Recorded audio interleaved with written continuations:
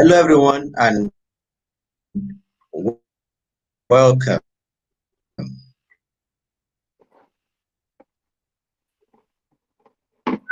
How are you, sir? We I was just trying to. have Mr. Benjamin at KBC starting with us. Yeah, good evening. Good evening, sir. Okay.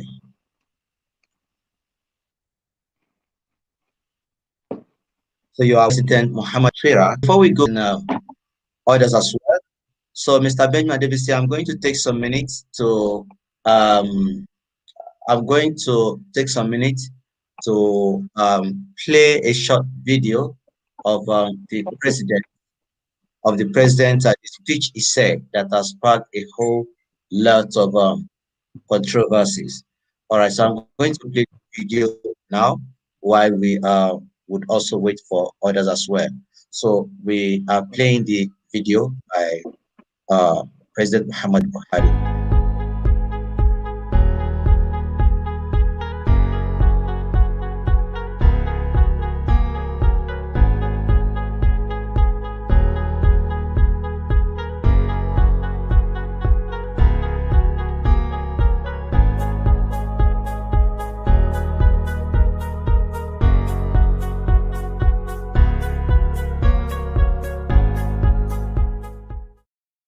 It is very clear that they intend to make sure that this administration fails.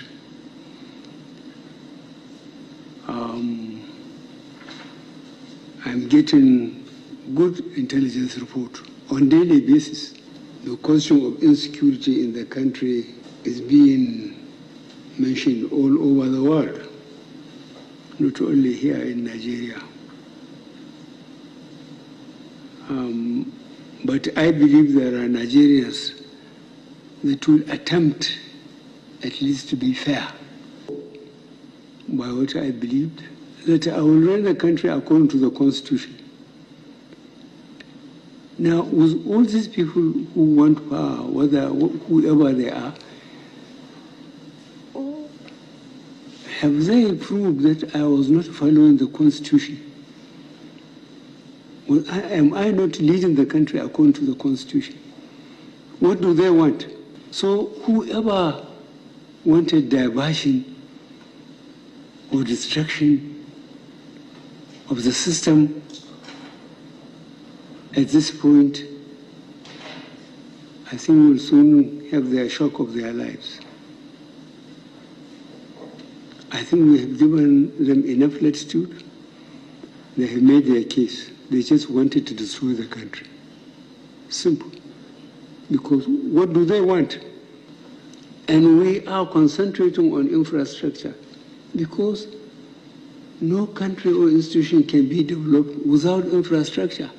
Now, for those of us who are unfortunate to be in the field for the 30 months of the Civil War, to see the carnage of how we kill ourselves, at least 1 million people, I think those that are misbehaving, they were either too young, they didn't know what happened. But for those of us who went through all these things, we can't understand. So we will treat them in the language they understand.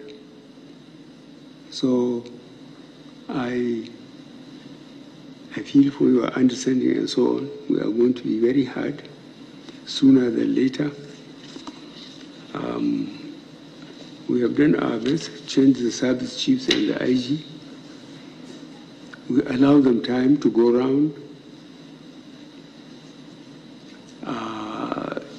to make necessary changes for them to be firmly in charge.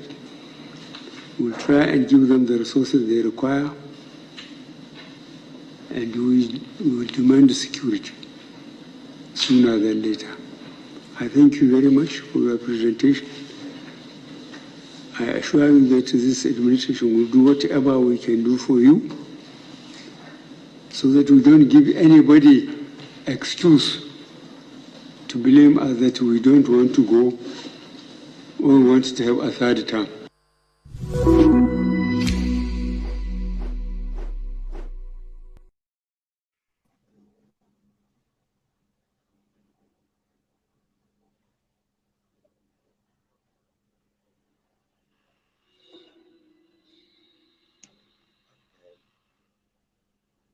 Now, that is President Muhammadu Buhari. He made that statement and he also went ahead to his Twitter handle. God knows whoever made the tweet, probably him or his media aide. So it sparked a whole lot of controversies. Looking at the words they should be ready or prepare for the shocks of their lives, as well as what other thing is that threat, and be ready for the shocks of your life, and that we are going to deal with them in a language that they understand. So we have different people with different opinions regarding that, different perspectives. In fact, I have seen where they said Twitter removes President Buhari's genocidal tweets. Some are on the side of the president, while some are totally against what the president said, and that is what we seek to discuss tonight. We also will be waiting for other discussant. That is Khair. Sorry, Khair, can you hear me? Yes, I can. Yeah, we have someone here. This is Khair. Khair, can you hear me? Yes, I can. Can you? Okay. So I think the reception is quite slow.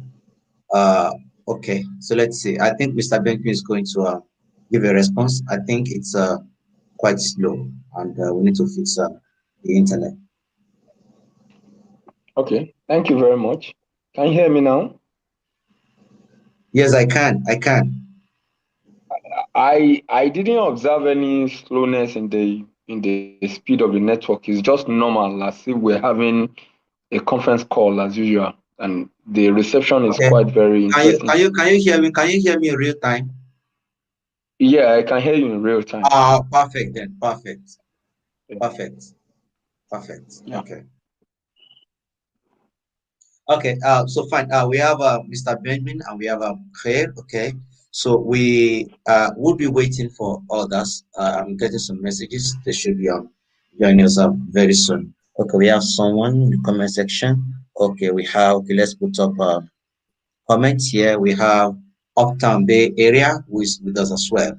So we are looking at all sides to this tweet and the suspension of Twitter. The president's statement or his tweet to say, is it bad? Is it something that we need to vent about or something? And then the suspension. Is it fast? Should it have come at a later date? Is it even necessary? And if the president decided to ban Twitter, how about not taking the people, the masses into consideration? Is Twitter actually doing the people, Nigerians, a favor, or we are just customers patronizing a company? And the suspension of Twitter, is it really for the greater good of the Nigerian society, given that the president or the presidency has said that they had to take that action because they think Twitter on its own is aiding violence or the ongoing violence in the country. So while I have Mr. Bedna Debisi here, we'll be having some others with us. So I and Mr. Bedna Debisi will continue before others join us. So Mr. Benjamin, what do you think? Firstly, before we go, about the president's speech. Yeah. We understand that there is, for every action there is equal and opposite reaction. Nigerians are just unnecessarily emotional about the president's tweet. The president is like an individual that they want to fry and he had decided to rub his body with oil. I don't know whether you are hearing me in real time. Yes, I am in. Yeah, I'm hearing you in real time. Ash is around. I think you should acknowledge him before I continue. Okay, yeah, we have Ashraf Ademara, Ashraf Black Man. Good evening, Ashraf. Good evening. Good evening. I'm enjoying Yeah, this fine. already. Yeah, it's nice having you around. And I hope some those other Yeah. guys are coming. Those are yeah. So yeah, we would be waiting for others as well. Sent out the links. All right. So Mr. Ben, we have you. So Mr. Ben here is giving Okay. us a short opinion So, on the president's speech. so thank you very much. Like I said, the president is like an individual that wants to be fried, and he has decided to rub his body with oil. If not, if we are not being unnecessarily emotional, there is an action here by some people that have resulted into vandalization of the infrastructure, the government or national infrastructures, which the president is bitter about. And it's not peculiar to Nigeria. It happens in Russia, in France, in America when there's a grievance. Remember the last time they killed George Floyd, people started vandalizing government property in the street, and the city has to pay for it. We have people that pour their grievance by arson, destroying government properties. And the president said his administration has been following the constitution of Nigeria to rule the nation. And he spoke out of frustration that what else do they want? This can happen. Any of us could become president any time in the future. That if he's ruling this country in all sincerity, according to the constitution, I could see the sincerity in his face. That what else do people want that they kept vandalizing the government property, the national property, invariably adding more debt to the national neck? Because all these infrastructures that are being destroyed are eventually going to be, replaced or rebuilt by the government, and it's going to cost them more. And know surely that Nigeria is in a lot of financial debt, hyperinflation, and all that have been, mediated by the secessionists in some couple of weeks. Now, humans are such a way that very few people are exposed to what we call reciprocity. I am an academic, you know well, and you know the battle I fight in the academic is where human dignity are not acknowledged.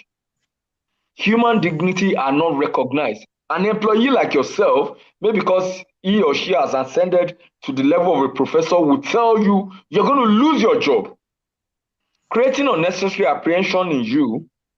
This is your source of livelihood. This is a career that you have. An employee like yourself is threatening you because you failed to bow down to his or her own dictates or way of autocratic leadership. So now I have to come up on air and say, oh, I know my job could be on the line. I have to come on social media and keep saying what I'm going through, because someday it could be a sexual blackmail, sexual harassment, blackmail. Sometimes they could bring some issue. And I said, for me to lose my job and you're going to go home and be enjoying your spouses, or you think your children are going to succeed, then you must be joking. Let me tell you, that word saved my life. Why? Not that I'm violent, but I answer them according to the language they understand. Sorry for being personal now. You, I, and Ashraf have been relating for a long time. Our opinions don't necessarily align, but we have never, for once, under any umbrella, start insulting ourselves, bringing each one another down, or spiting each other's dignity. And that's what they do in the academia. So if I have to reply them in the language they understand, which is an eye for an eye, that whatever you do to me, I'm going to do that back to you. And everybody is now coming to realize what we are saying. People cannot be vandalizing the government properties, the national property, putting the country into some mess, and you will expect that the chief of the GCFR, the general commander of the Federal Republic, will just be looking or be patting their back. And he told them, this Biafran secessionists for so long tried that in the Civil War. And it's like reminding them, telling them that, see, we know how to deal with you. Remember the time Ojukwu came destabilizing the country? There were several meetings. They were called Ojukwu. Ojukwu was called to order severally. Even had a meeting with Gowon where they had a lunch together. But Ojukwu went ahead to wanting to destabilize the unity of the nation, and the government had no choice than to take action. It's done anywhere, even in France. Emmanuel Macron said, see, he had discovered that some people are vandalizing the properties of the government or the national property, that everybody should put themselves to order and go back to their houses. And if people refuse to leave the street, you will be shot. I'm talking about in Europe, in France. And if you are in a wrong place and a wrong time and you are shot, it's going to be regrettable. So it is definite that there's what we call reciprocity. Every man has a dignity. Every man has his reputation to protect. Every man has the source of livelihood he needs to protect. Everyone has the responsibility given to him. For example, as a lecturer, I'm supposed to teach in a class for some hours. I have a duty to discharge. Some students might intentionally be destabilizing my class, might want to destabilize my class. And I tell them in clear terms, I beg you, if you are not interested in my class, I'm not going to write attendance, please don't come. That you will come to my class and be engaging in some activity that is going to frustrate what I've come to do.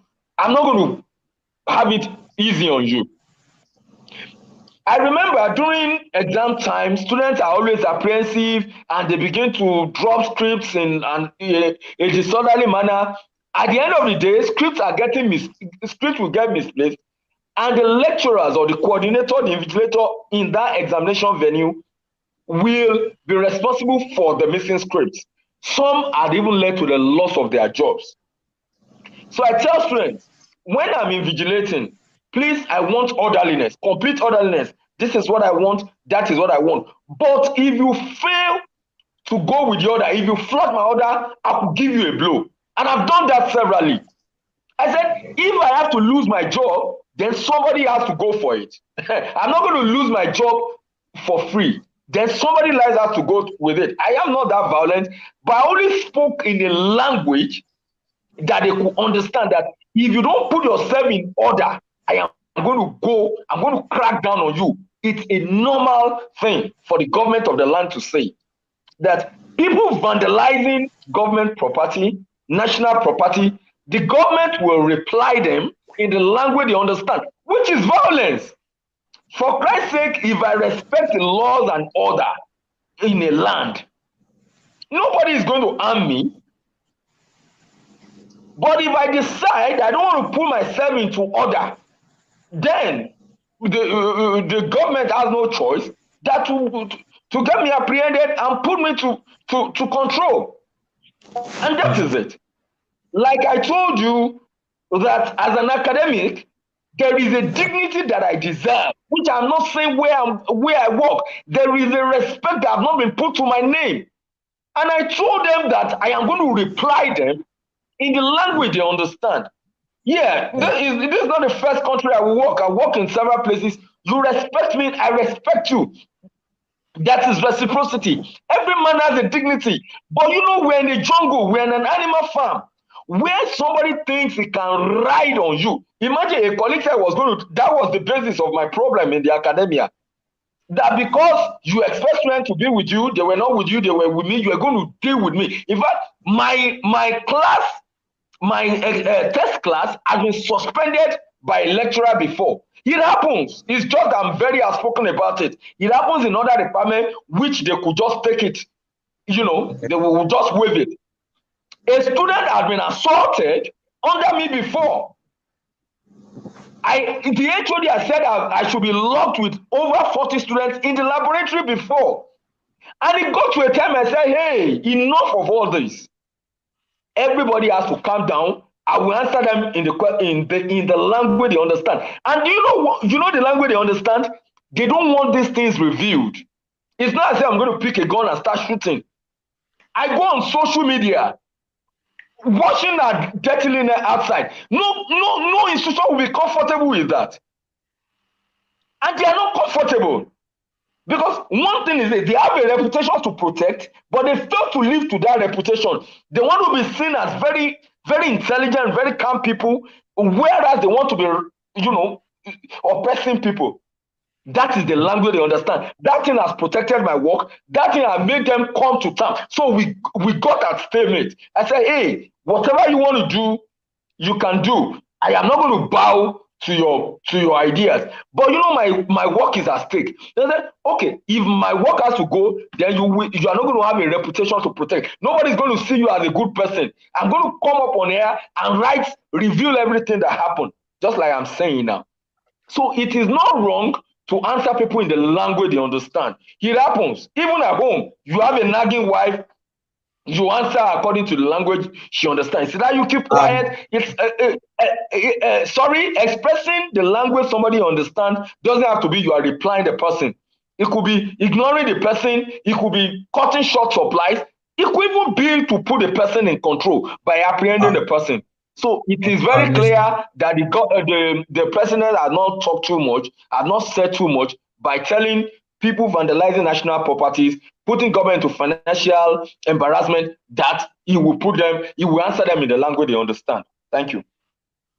Thank you very much, Mr. Benjamin. So Mr. Benjamin is of the opinion that the president has not necessarily said anything that would necessitate uh, uh, uh, debate or controversies.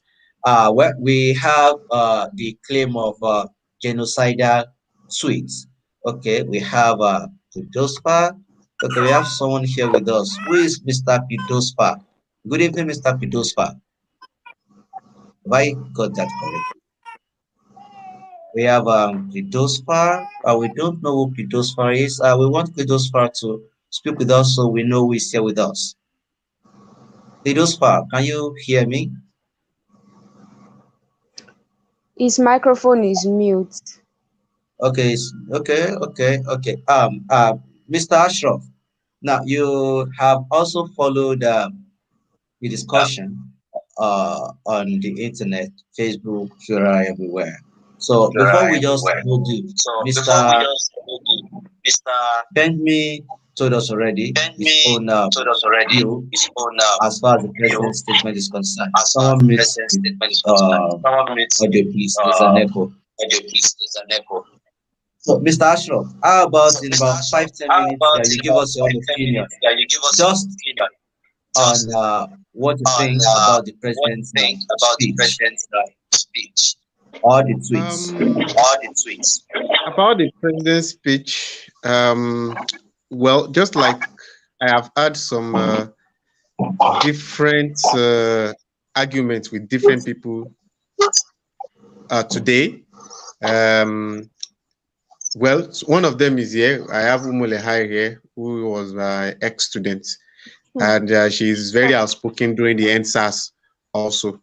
And just like I have thought or noticed that people that are very much angry about what the government did are more of people that supported the NSAS cause during the time.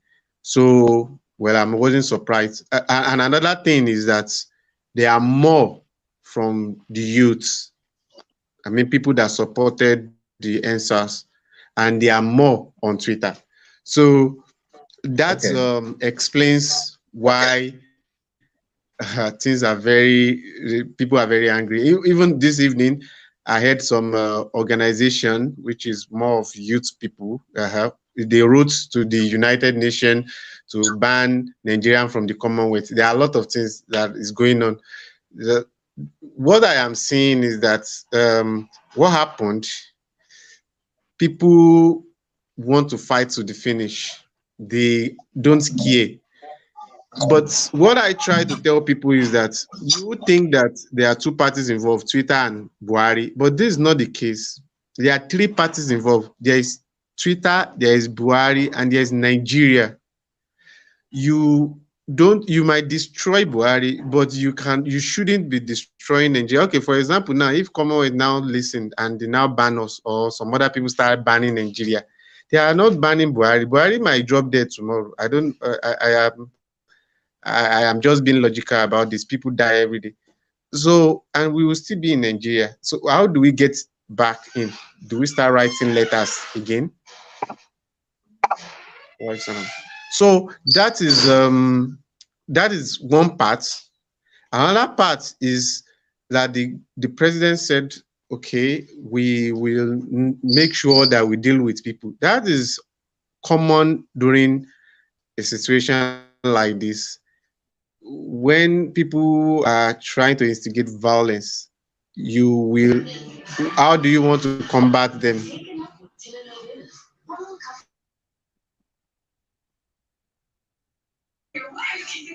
Sorry about that. So, how do you want to deal with those people? Do you want to call them to a round table?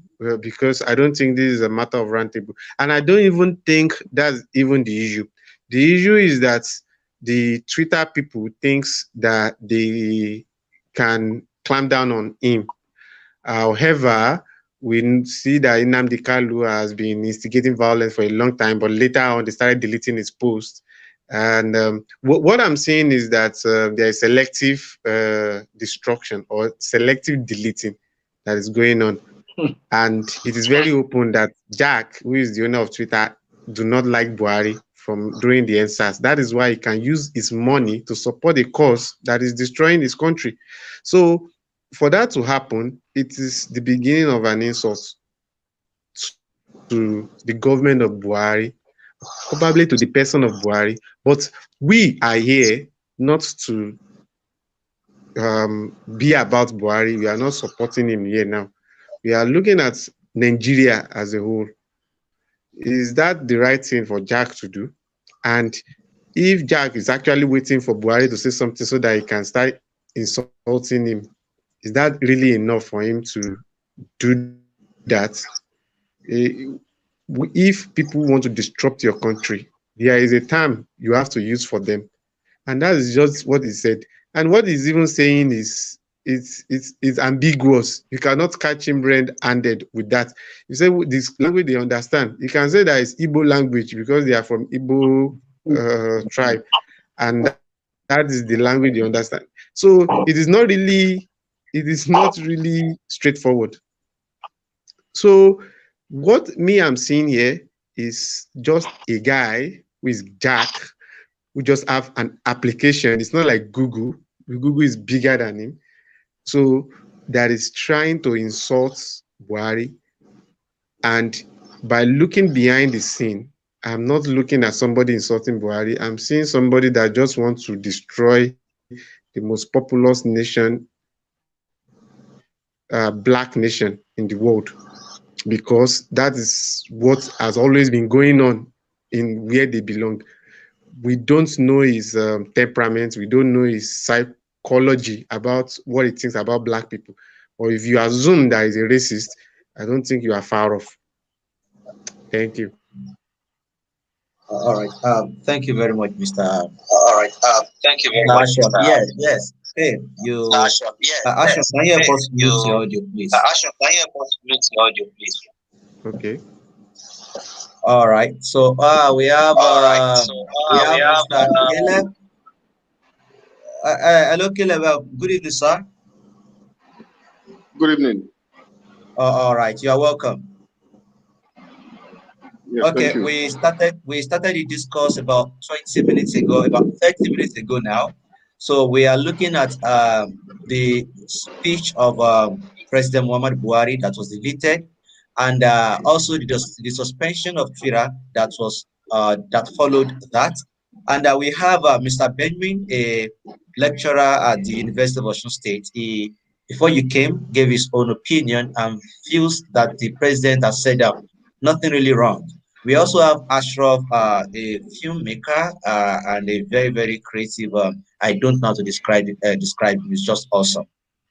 He also gave his own opinion before you joined and thinks that it would not be extreme if you call Jack a racist and he's just trying to insult the person of the president. Now we have Khair with us. Khair is going to do that talking, uh, giving our own opinion on what he thinks as far as the president's speech or tweet is concerned. And then Mr. Caleb, it is going to be followed by you. And then from then, we are going to look at the suspension of Twitter, what it means for Nigeria and Nigerians, and the different shades of perspectives to it. So, Khair, you are welcome. All right, good evening, everyone. Evening. Okay, can you hear me? Yeah, sure. Yeah. Okay. So, talking about the president's tweets, during the Civil War, it is known that the Igbo people they suffered the most during the Civil War because a lot of their people were killed. Yes, I'm not in any way supporting the rebels or anyone, but that tweet from Mr. Ashraf Point about Jack targeted Buhari streets.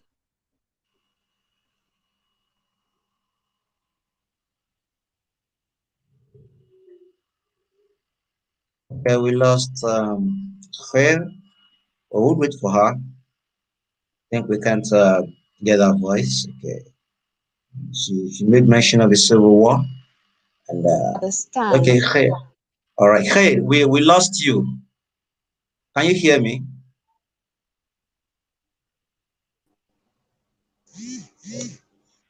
Khair. Hello, hello. The network was poor. All right. Where we stopped hearing you when you mentioned Said the that, Civil War, yeah, and you wanted to say something that you do not agree with in the president's speech or tweet. Yeah, that was where you stopped. yes. The president saying that we will treat them in the language that they understand is kindly trying to say that okay, we know how we dealt with you people during the Civil War, and we are going to take the same route. And we had a lot of children, women, and a lot of people killed during the Civil War. So are you saying that you're going to start killing them as well? Or what is that statement trying to talk about? And then again about people emotion, about Mr. Ashraf point about Jack being a racist and all. This is how Twitter work. The president, the president dropped the thread, and a lot of people reported president's tweet. It is not that Jack targeted Buhari's tweet. This is how Twitter work. People have power to report anybody's tweet. If you have reported people's tweets, if I feel that tweet is talking about if you are being a rape apologist, or if you are supporting some sort of bias against a particular set of people or religion, so you have power to report anybody's tweet on Twitter. It is not that sometimes Twitter can take down your tweet on their own, but this particular tweet of the president was taken down after several people have reported the tweet. And this is what Twitter will do after people have reported your tweet. They will check the tweet and see if it has violated any of their rule. And according to them, it has violated their rule, hence why they took down the president tweet. And then on the other side, people were saying, okay, Nnamdi Kanu has said a lot of things. Of course, he has. But sometimes, if people do not bring, most times, let me say, if people do not bring Twitter's attention to a tweet, they might just let it go. It is not that Jack just targeted Buhari. Okay, Buhari said this, I will take down his tweet. Buhari said that, I'll take down his tweet or thereabout. But sometimes, if people reported your tweet, if too many people report your tweet, they are going to verify the tweet and see if it has violated any of their rule, which they will take down the tweet. down immediately. So it was Nigerians, it wasn't Jack, it was Nigerians that reported their president's tweet, which brought the attention of Twitter to that particular tweet and which led to the tweet being deleted or anything. So it is not about maybe Jack is being a racist or this or that or this or that. So that's just what I want to say about that. And maybe after we're talking about the effect of the banning, I can still come in and talk. Okay. Khair, well, thank you very much for your presentation, and I think everyone can hear her. She referred back to Ashraf's argument and said maybe Ashraf does not really understand that Mr. Jack did not target President Muhammad Buhari, but it was the people who actually reported that tweet leading to the deletion. I'm going to have a question so Khair can just develop our answers while Mr. Caleb would give us. And my question is, I think, is there something not wrong with Twitter? And is this not something that needs to be changed, either Facebook or Twitter? And maybe this will lead us also to how much we have to rely on AI. Now, if you write a thing and someone goes there to report, I have mercenaries, and then they report, and then it gets blocked, it gets deleted.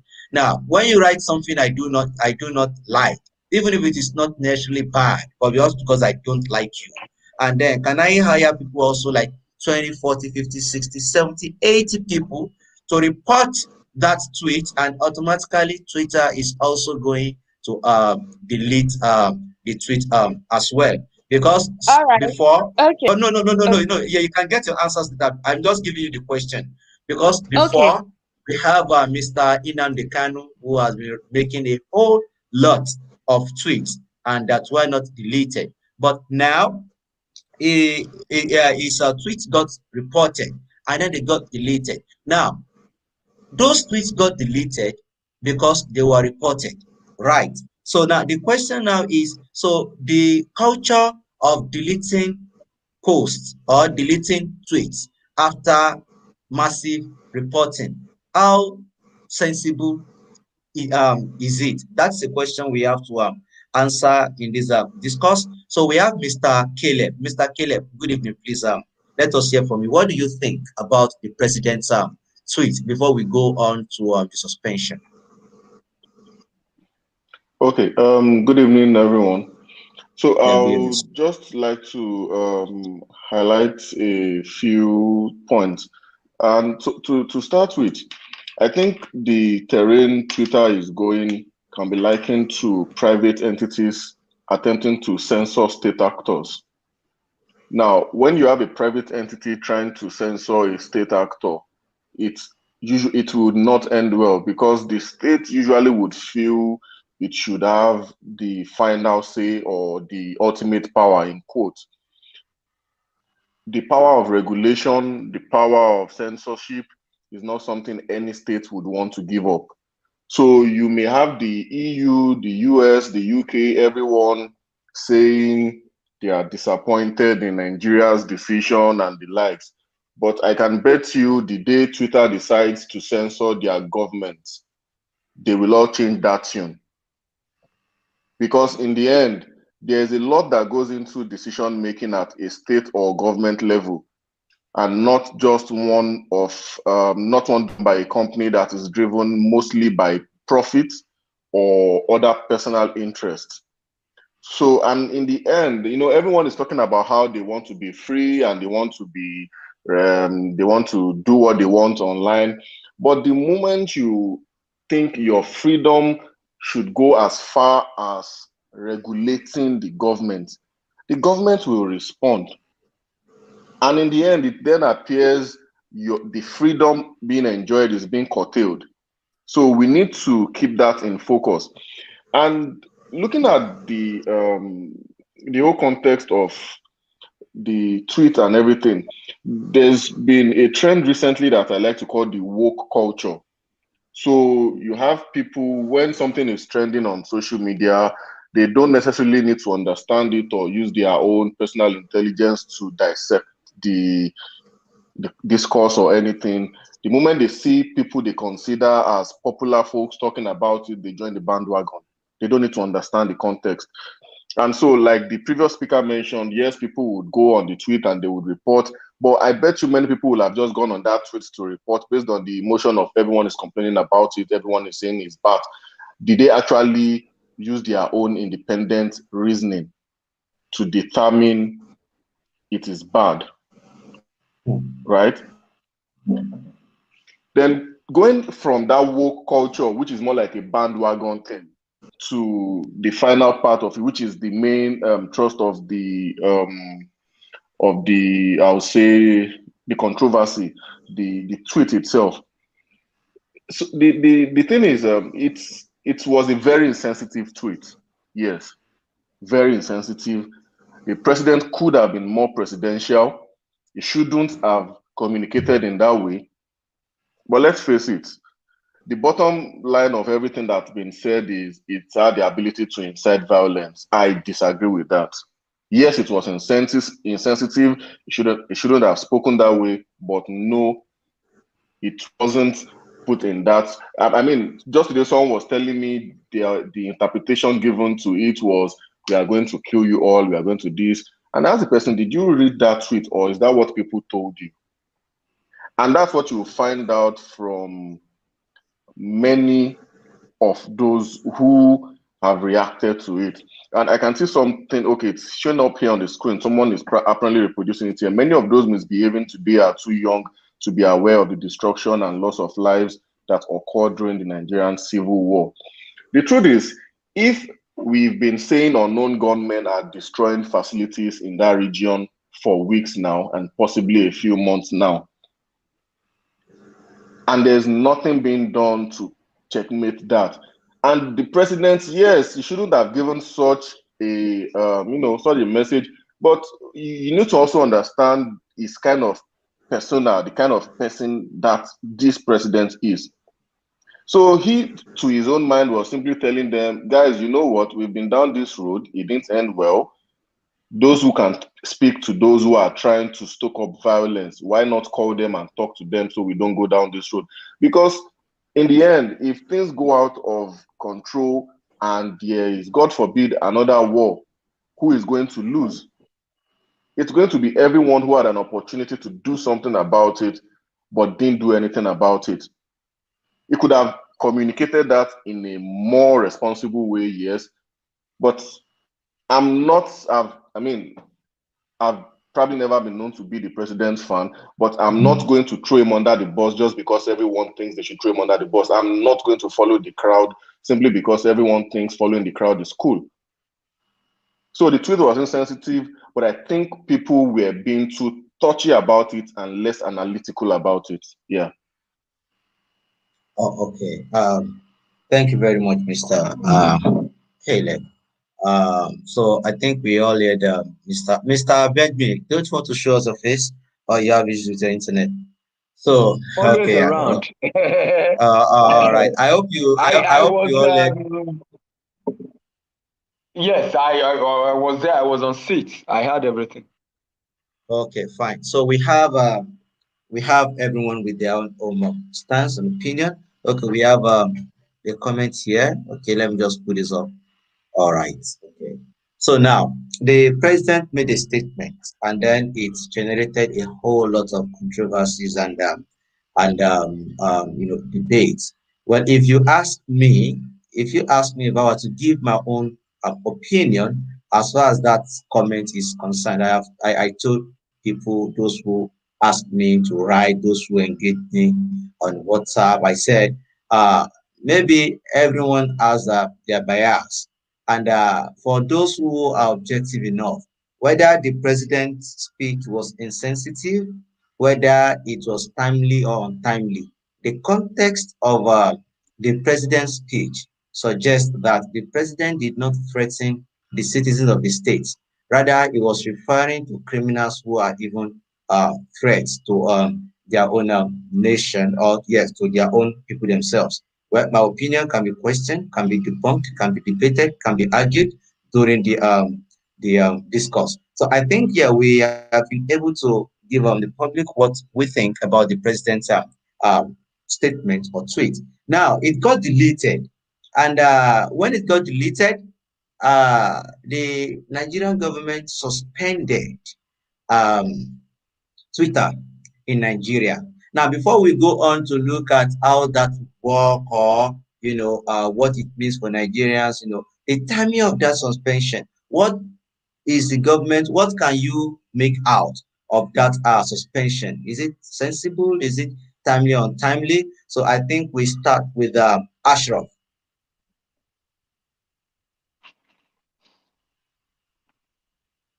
Okay, I'm going to share you the link. Okay, someone wants to join us.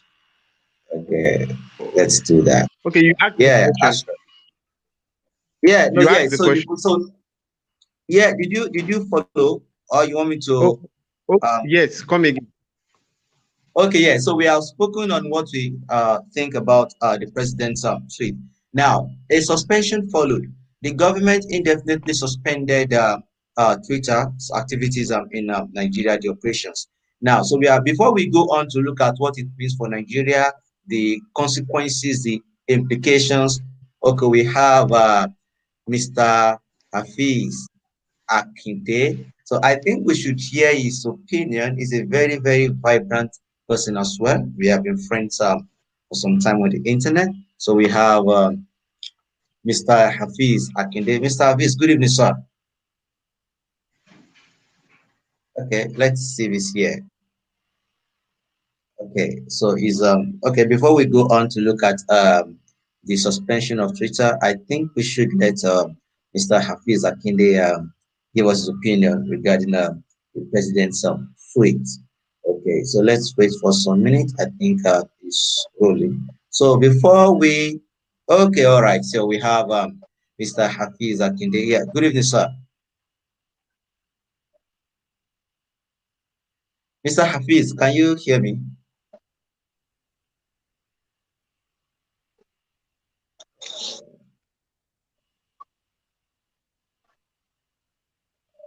Okay, I think yeah, there's an issue with this network. Mr. Hafiz, can you hear me?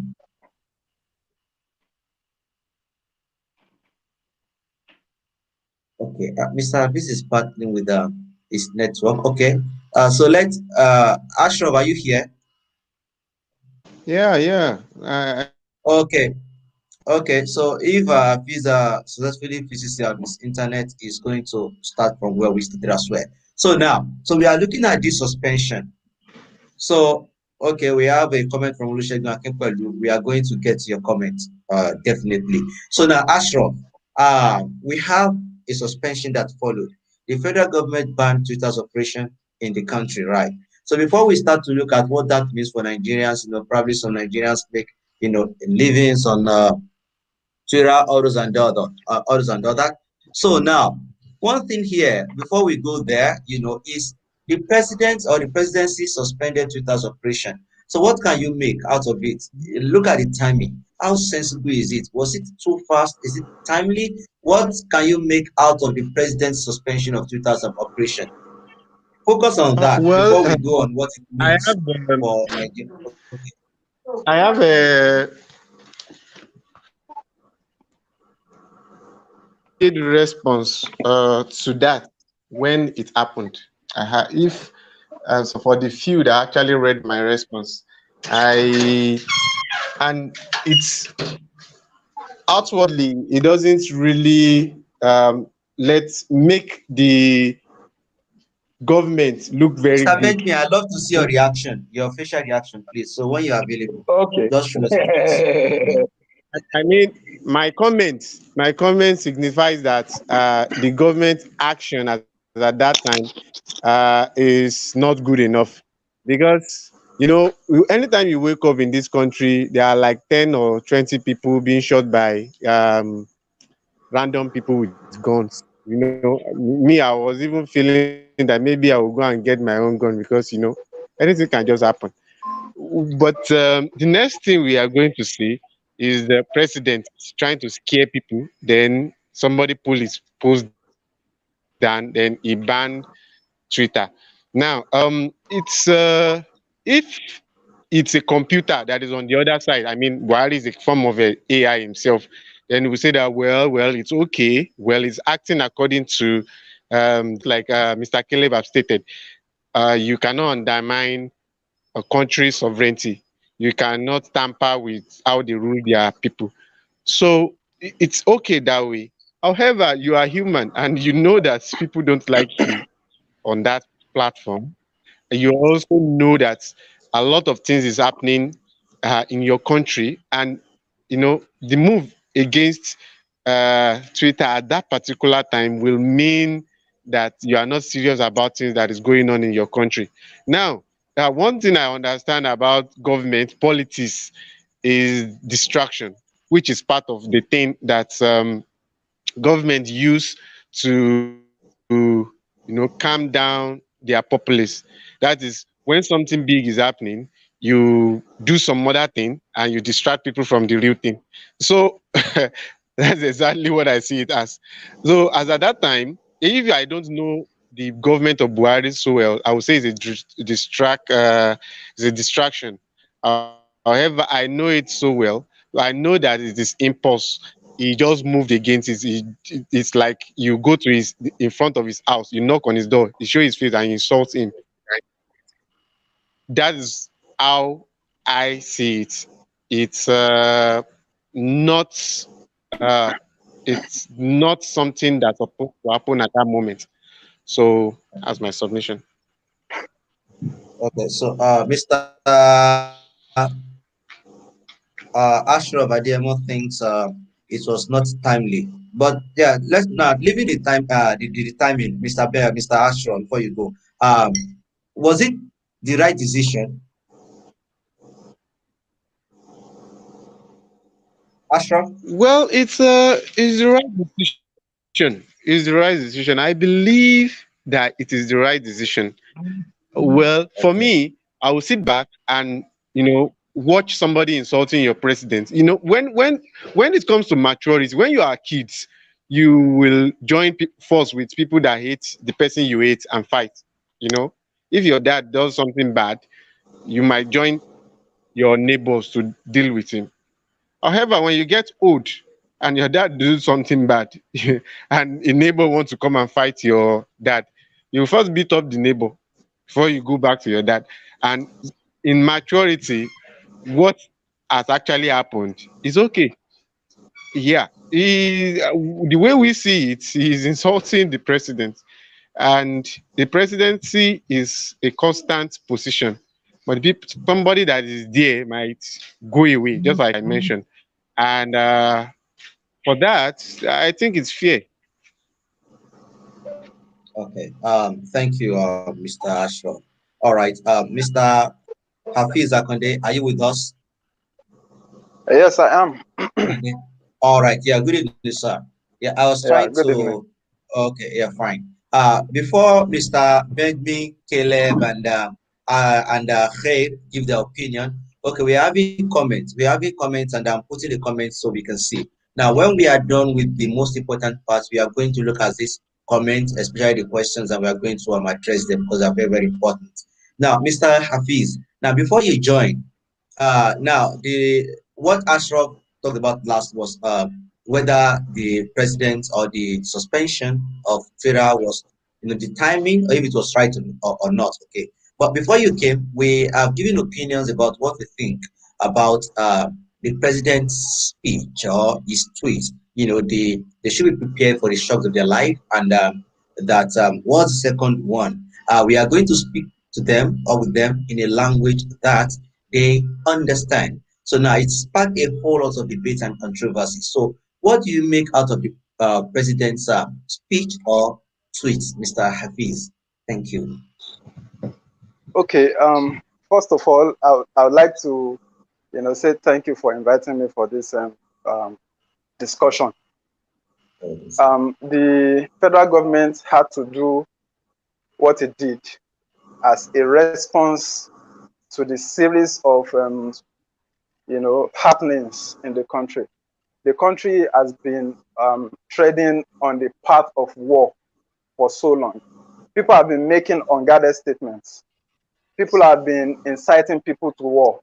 You know, it looks like some people have they have the agenda of creating a government within the government. And one thing that we must not forget is that this government is democratically elected. For people who know what that means, it means that if you must ouster that president or that government, you need to follow democratic. You need to go about it the democratic way, not by means of inciting people against the government, not by way of forming parallel government. And for a sensible government, you have to put things in place to shut down the outlet that may lead to war in the country. And one of the things the government had to do was to respond by shutting down one of the outlets that may lead to war. We all saw how Twitter was instrumental to the escalation of the NSAS protests. We saw how people from abroad were even contributing money. Even the owners of Twitter joined the campaign, supported the NSAS protest by donating a huge sum of money against the government. The government will feel that it's a move against them. So all of these things put together, the government just had to respond. And for people who do not understand what it means to go to war, you can be in your room and be inciting people and be saying you burn down the country without even thinking about the consequences. Do you know what it means? How many lives were lost during the Civil War? Millions of lives were lost, and the economy was totally shattered, and we are still yet to recover from that. Okay, so if this is the same thing that led to the Civil War in those days, it's still the same thing that you keep repeating, like you want to form a secessionist group. So it means that the government has to remind you that don't try to toe the path of war. You understand? Do not try to toe the path of war. And so some people felt that statement was offensive. They found it offensive, and they said no. Why will you continue to make mention of, draw us back to the days of the Civil War? And so people started saying that this is not 1967, this is not 1970, this is 2021. Of course, no government will sit back and let them upturn its government. So the government had to just respond. And if you look at the government, for some time, it has been quiet about all the happenings. There has been no direct response to the threats, several threats here and there, and the government just had to come out and say, we have been seeing what is happening. There are so many things that we need to address, but do not force us to use our iron hand against you, because the government has every right to ensure that there is peace in the land, and there is no peace without violence. That's what people don't remember. The United Nations, when they send peacekeeping force to countries, they do not go empty-handed. They go with weapons and ammunition. So peace is not necessarily the absence of violence. You understand? So if the government must maintain peace and order, it has to employ certain measures, certain strict measures. So everybody has to play his part if we must avoid a war situation. And I think that the people that have been shouting here and there, when the chips are down, there will be nowhere to be found. It is the masses that will suffer. So it is better for the government to use whatever means it can use to, shut down the outlet of war than to allow things to escalate. So, in my opinion,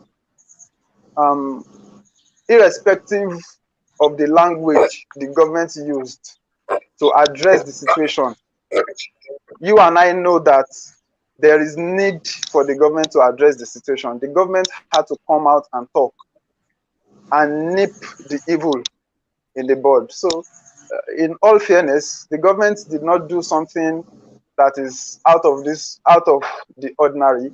It just responded. It did what it had to do, and let's see what happens from there. So, in a way, I will not completely fault the government. Okay, and ever since the government has made that statement, I want to believe, in my own estimation, such provocative words that people use online, I think a lot of people have, it has been limited to a large extent. So, yeah, that's my take for now. Okay.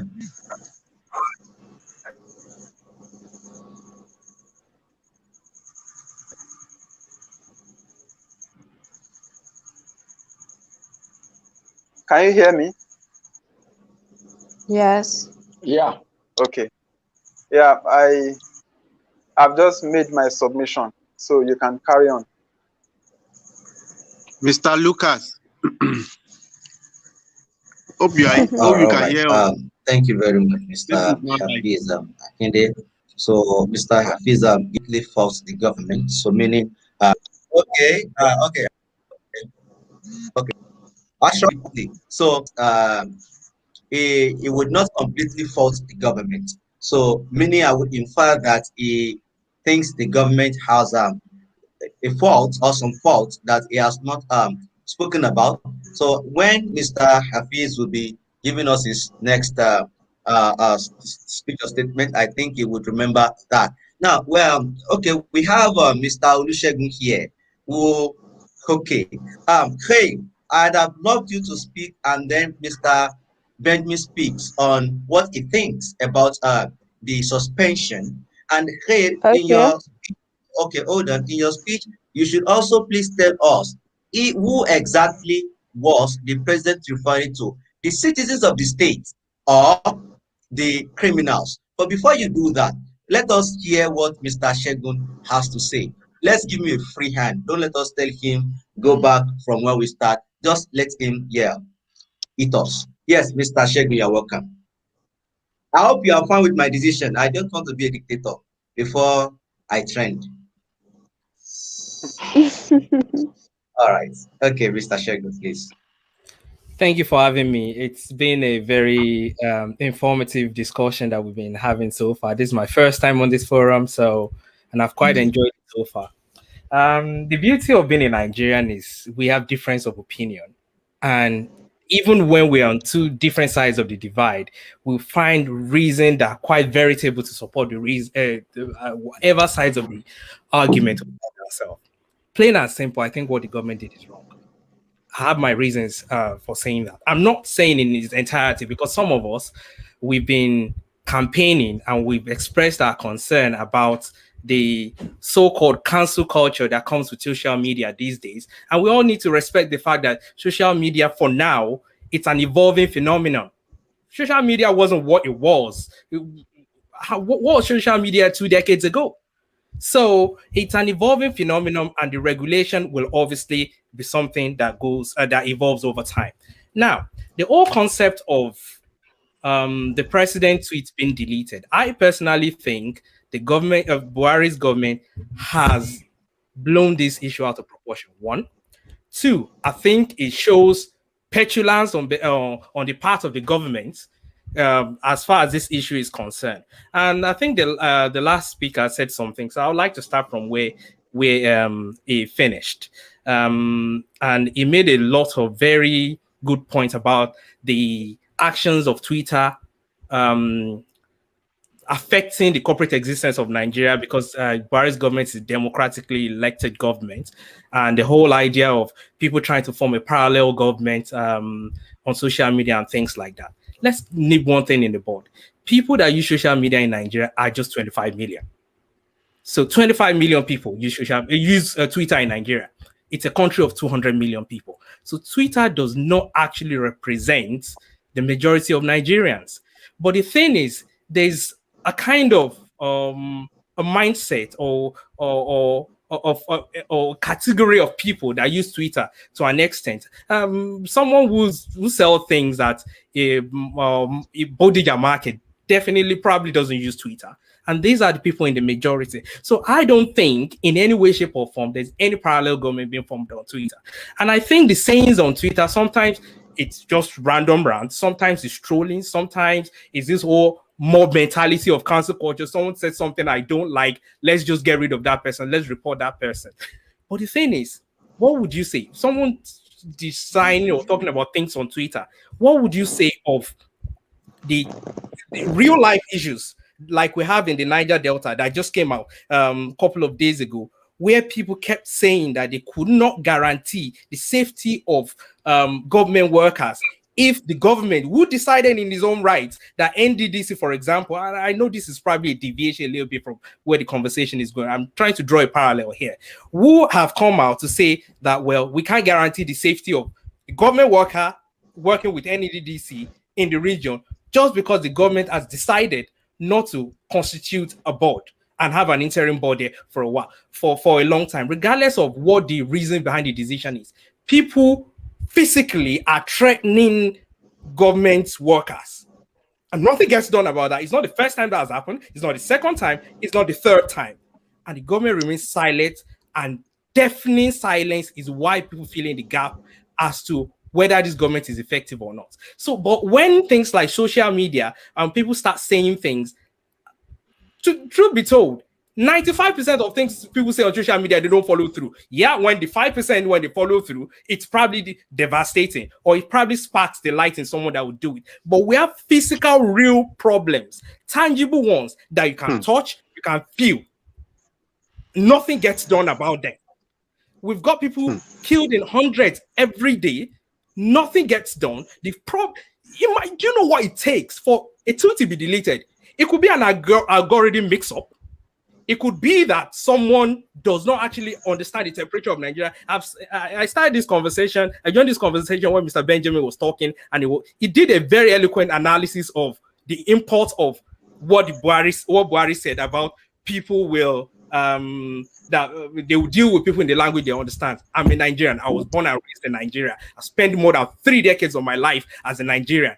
I understand what it means. You understand? But we need to know that this is a global concept. This whole Twitter thing, these MNOs, they are a global concept. That thing that we understand as a Nigerian, that, okay, well, this is probably nothing. This is probably, it could be that you follow the rule of law, you prosecute them in court. It could be that if you fire back at them. It could be that you send the military at them and you observe the rule of engagement of the military. But stop and ask yourself one thing before we jump on the bandwagon and say, well, the president is right. What stops the president of Nigeria from actually inviting Jack Dorsey? The headquarters of Twitter in Africa is in Ghana now, by the way. So you could actually have the director of Twitter Africa in Nigeria in few hours if you want them to appear before the National Assembly or whatever committee you set up. It shows disregard for due process. And that's one thing we can't shy away from. You can't, because of one person, one tweet, one incident, it's like throwing a baby away with the bathwater. You've not even given Twitter the opportunity to actually defend their own position. You just made a conjecture on your own by saying, oh, actually, because of what happened with NSAT, because of what Jack Dorsey did with NSAT, or because of it, you think Jack Dorsey has a permanent or reasonable agenda to actually affect the corporate existence of Nigeria. Are you kidding me? There are like 1,000,001 thing every day threatening the corporate existence of Nigeria that you do nothing about. And you just saying because someone who's probably just having a field day where he is. I'm not even denying that Jack Dorsey is trolling Buhari for all I know. It could be. It could be an algorithm mistake. It could be anything. But you are not telling me that is the paramount thing, the paramount problem we have right now. You still see what happened in Igogo yesterday or this morning. And you're telling me you never had the president other than 2 words. I can write the president's press statement for you even before he says anything, when any mishap happens in Nigeria. The president or President General Muhammadu Buhari expressed shock and disappointment over the killings of people in Gaga, and he has told the IG to devote all the resources of the state to get into the root of the matter. End of. Nothing gets done. You don't even hear him talking to people. You don't even hear him addressing anybody. You just hear Garbache or Femi Adesina dropping those lines. They are pre-written text. They just fix the dating or the place, and that happens. But you're calling a whole press conference, an international press conference, within minutes that a tweet got deleted, and within 24 hours, you actually suspended that organization indefinitely. Regardless of what they're saying now, they said it then that this organization is suspended indefinitely. You did not give us anything about the due process of what will happen. You did not consider millions of people that probably ending their living from Twitter as digital marketers and things like that. You did not actually think to stop and think about the fact that it's actually me and belittling to actually compare the president of Nigeria, the most populous black nation, compare his tweet to the tweet of Nnamdi Kanu. Regardless of what you want to say, you give credence and relevance to Nnamdi Kanu more than actually deserves. So Nnamdi Kanu could tweet anything, all you know. And for people that know how algorithm and AI works, you know that if you don't get repeated, I think one very nice person talked about it earlier on some things about how it works. If you don't report it, they don't do anything about it. But the point is, even when it is, even you bringing yourself to the level, to the level where you're now saying, but it's like two siblings fighting, and you're now saying, but you didn't talk to that one. Why are you now abusing me? That is an insult as a Nigerian that the president or the presidency of the country, because I don't even think Buhari has time to be saying go and ban Twitter. So it is an insult to the presidency of the country to actually now liken and cheapen the stance of the country, jeopardize the sovereignty of Nigeria to compare Buhari's account to that account of Nnamdi Kanu. Nnamdi Kanu is not even verified on Twitter, for crying out loud.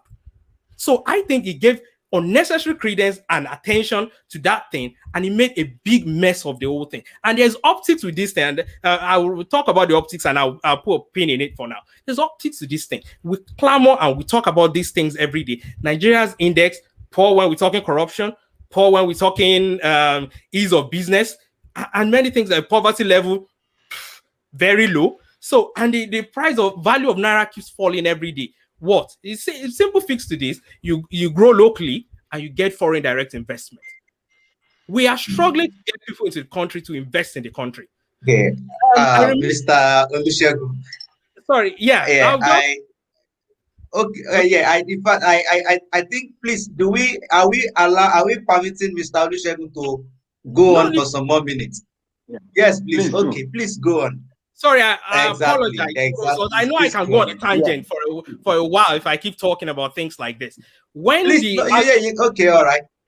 Because I don't want to stop you, so they don't say it's a conspiracy of Buhari's wanting to silence exactly. So we are very objective. We want everyone to give their opinion. That's why we don't want people with just a single opinion. I think that's the beauty of it. So please, you can go on for some minutes. Yes. Oh, thank you.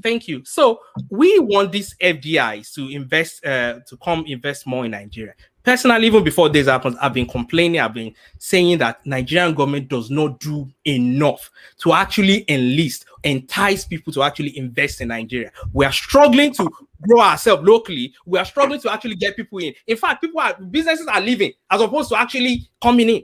So regardless of how you want to look at it, there's optics with the way these things are done. And another thing that I actually want to highlight at this point is the fact that banning Twitter is quite significant. Anyone, whether you're APC or PDP, I can tell you categorically, I supported Buhari and I'm an independent. I supported Buhari, and I keep telling people that if the situation that presented itself in 2014 presents itself again, I probably would have done the same thing, because the situation on the ground then made a lot of us go the way we went then. But the point is, social media actually play a very significant role that you cannot remove on how Buhari was able, and APC was able to upstage PDP for the first time in 16 years, whether you like it or not. So we can't, and we see the example of what happened in Uganda. We cannot afford a scenario where we cannot have our Twitter or we cannot have our social media. We have social media platforms being censored unnecessarily. So it goes beyond an event of one thing happening. A government that could not. The president of Ghana actually met with Twitter before Twitter situated its office in Ghana. And when you ask Lai Mohammed, I remember 4 months ago when it was asked that, okay, why did Twitter choose a Ghana who has 8 million subscribers as against Nigeria that has 25 million subscribers? And he said that, well, you blame Nigerian people for it. Why? He said, well, if you start talking about your country in a very bad light, then obviously that is why Twitter will go there. I'm telling you, part of why Twitter went there was because they had a meeting. They actually enticed this guy to actually situate his office in Nigeria. What example are we sending out? If Twitter had situated his office in Lagos or in Abuja, I'm telling you, DSS, you know it. DSS would probably have locked their office by today. Mr. Shegun. So to round up, the ease of doing business, right. it's something that this government has not actually promoted. And I'm sorry for taking much time, but I yield. Yeah, that's fine. Yeah, I think yes, we have yes, Mr. Heaven. I think we have a whole lot to discuss, and that's why I think we are taking notes anyway. Okay, here is not here yet. Okay, we have Hem. Sorry, I don't think I've seen Hem before. Are you from the Mentors Life Apps? No, I mean, okay, where are you from, sir? Where are you, sir? My name is Mohammed Elegbede. I stay in the US. All one right, of my sir. friends just sent in the link, and I thought I should just jump on the. All right, great. Before, discourse. I would want to let you speak, but let me just give you a bit summary, and so I'll also read some comments. So because if I were to wait for all of us to speak and we start to go back to the comments, we probably have to go back. So yeah, Mr. Mohammed, Mohammed Elegbede. Mr. Muhammad, yeah, you're welcome. Now we are discussing the deletion of President Buhari's tweet and the suspension that followed. It has sparked a whole lot of debates and controversies. Now, this is the open space discourse, well, formerly the open space discourse. We have not concluded on changing the name where Ashwab knows. Now, we have seen that we need about 4 or 5 of us came together, and then we feel that Africa as a whole, we need a form of moral and intellectual reformation. And we can do that by promoting intellectual discussions different from what is obtainable on the social media, especially Twitter and Facebook. So people just want to rant, type about 2 lines and calls and take a screenshot and do the savage responses, So I think that's why we are here. So we are looking at this tweet, the deletion, the suspension, and then all shades of perspectives to it. So we would love to hear from you, please. Thank you. Well, thank you very much for giving me an opportunity to speak, and I do appreciate that people would put time to discuss this issue. But when it happened, it hit everybody, not because Nigerians now have not begun to see that Buhari's administration is erratic. And it didn't start with Twitter. It started with the likes of OPE, when they wanted to ban Okada. And the question you keep asking yourself is, how does this government sit down and arrive at some decisions? Now, let us be clear. Every government has a duty to protect its sovereignty. And if facts had shown that Twitter had targeted Nigeria, then it's not out of place for a government to take a stance. But having mentioned the OPE and the Okada ban in Lagos, for instance, let's quickly come back to Twitter. What is the genesis?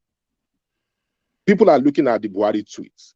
The Buhari administration had problem with Twitter since the days of EndSARS, suggesting that Twitter was the one funding EndSARS, which is not true.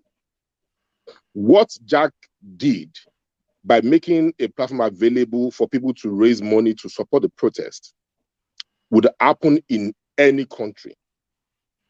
And I don't think what Twitter had done to Buhari is 1/10 of what Twitter did to the likes of Donald Trump in America. And life has not stopped. We have not stopped breathing in the US. Nobody's checking our phones, whether we have VPN or whether we have Twitter in the US. Number two is that it's beginning to look as if the ego of the president and his guys is bigger than the interest of Nigeria. And that's why we need to be a little more careful. And I think that it's beginning to also look as if this is going to go beyond Twitter. Maybe when elections are coming, these guys will say, okay, we are going to clamp on the internet, no internet in Nigeria for the elections. And that's why we have to be worried. These decisions don't seem to have been taken after any sensible thought process. What I would have expected is the president wrote something. And I'll quickly take you some statistics. I checked Nnamdi Kanu's account. He had 325 or 24,000 followers. As we speak, President Buhari has 4.1 million followers. If the president writes something that is ambiguous, so let's assume 2.1 million people think that thing is inciting violence, and 2.1 million people think it is okay. If 2.1 million people take up arms to kill one person each, that is a genocide already. So if Twitter feels that statement is inciting violence and pulls it down, there is somebody who is a media aide to the president who could write Twitter to say, hey, this is not what you mean, and clarify. That's why that guy has a job. And I hope today he doesn't have a job anymore, because he's not going to be posting on TikTok now since Twitter is gone. I know he won't be posting on Facebook too. Instead of that, you decided to ban Twitter and you went for that to threaten Nigerians if they use VPN that they will face the law. What that means is that now policemen will start stopping people again and saying, let me see your phone. Do you have VPN? Do you have Twitter? And you know Nigerian police, if you tell them to go and do one thing, they will do 1 million things. So it is not just about the ban. It is the attendant problem these kind of things would cause. So let's say, for instance, like the last speaker that said, if Twitter had brought their office to Abuja or to Nigeria, today, Twitter will be under locks and keys with DSS everywhere and soldiers everywhere. So how do people bring businesses to Nigeria like that? And I have seen people talk about when they said people are losing money, not being on Twitter. I say, how much is Twitter making? What Twitter makes as an income is not the same as the monies people can make off Twitter. There are many jobs I have personally given out to people in Nigeria that I don't even know, that I saw them on Twitter. Now, how do we reach those kind of people? People have gone lost in Nigeria, and the message that rescued those people was collected on Twitter only. Life has been saved on Twitter. And to be honest, Twitter, like other social media, is like a jungle that needs people to be responsible on how they do things and say things. But to Lai Mohammed, suggesting as if Jack sits in front of a large computer with NSC and pointing out one tweet to take down or not, it doesn't make sense. There is an algorithm. There are certain words that are flagged. If your tweet has maybe one or two of those words, it will be taken to another level where people now physically look at your tweets. And they may pull it down if they so think it is inciting or celebrating violence. And don't forget also, the day you signed on Twitter, you have agreed to these rules and regulations. They did not design them for Nigeria or for Afghanistan or for China. They designed them as an organization. You sign in, you choose to abide.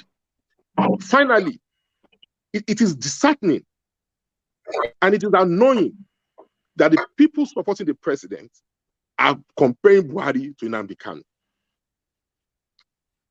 Whatever Buhari says as our president should be authority, should be a statement of policy. That's why he's not supposed to be talking on Twitter every day. Nnamdi Kanu, as far as I'm concerned, has the right to pursue secession. Nigerian government also has a right to defend our sovereignty. As long as Nnamdi Kanu is not taking up arms against the government, it's all talks. And if people want to leave Nigeria and become their own country, let there be a referendum. People have a right to self-determination. Organize a referendum. If you can prove that your people want to leave, let them go. But that's another discourse on itself.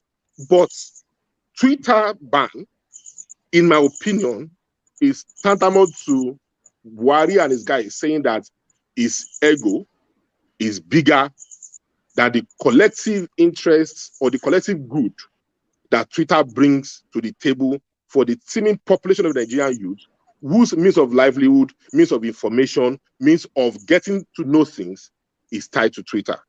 Thank you. All right. Thank you very much, Mr. Muhammad, right? Yes. All right. Yeah. Thank you very much. You have said a whole lot. So we have Ashra, we have Benjamin Adebisi, we have Hafiz Akinde that seems to be on yeah, one side, and now we have someone new here, Faisal, who has been trying to join us in the beginning of this discussion, but I think he had to do something. So good evening, Faisal. Hello, Can you good hear me? evening. Good evening, everybody. I'm sorry, please. I Okay. was caught up. I was caught up in an exam. You know the way the internet works these days. All life is now Uh, online. So I've been trying to mm, finish my exams, and luckily enough, I all was right. able to, break off. And then, yes, Mr. Bashir Oh, okay. said the house is heated. What about the heat? All right. We okay. I'd love Khair to speak, but Khair, you know what? So we don't get everything mixed up, and so we just carry everyone along. Also, Afaisin, Okay. before you Yeah. came, I hope we all agree with my decision. Do we agree with my decision?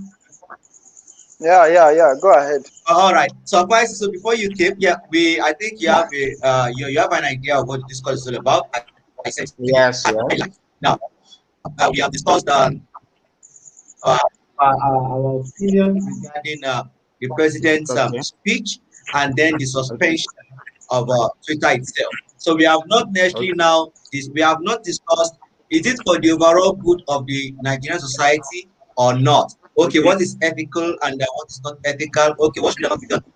So maybe in some 5-10 minutes you speak on what you think about the president's speech, the Okay. context, the Okay. timing, either there is Okay. sensitivity or not, and then what you think about the suspension. So we give you about 5 to 10 minutes, and then Kate is going to drop to continue from where she stopped. But before then, let me also read the comments we've had so that we will be able to Okay. include them in Okay.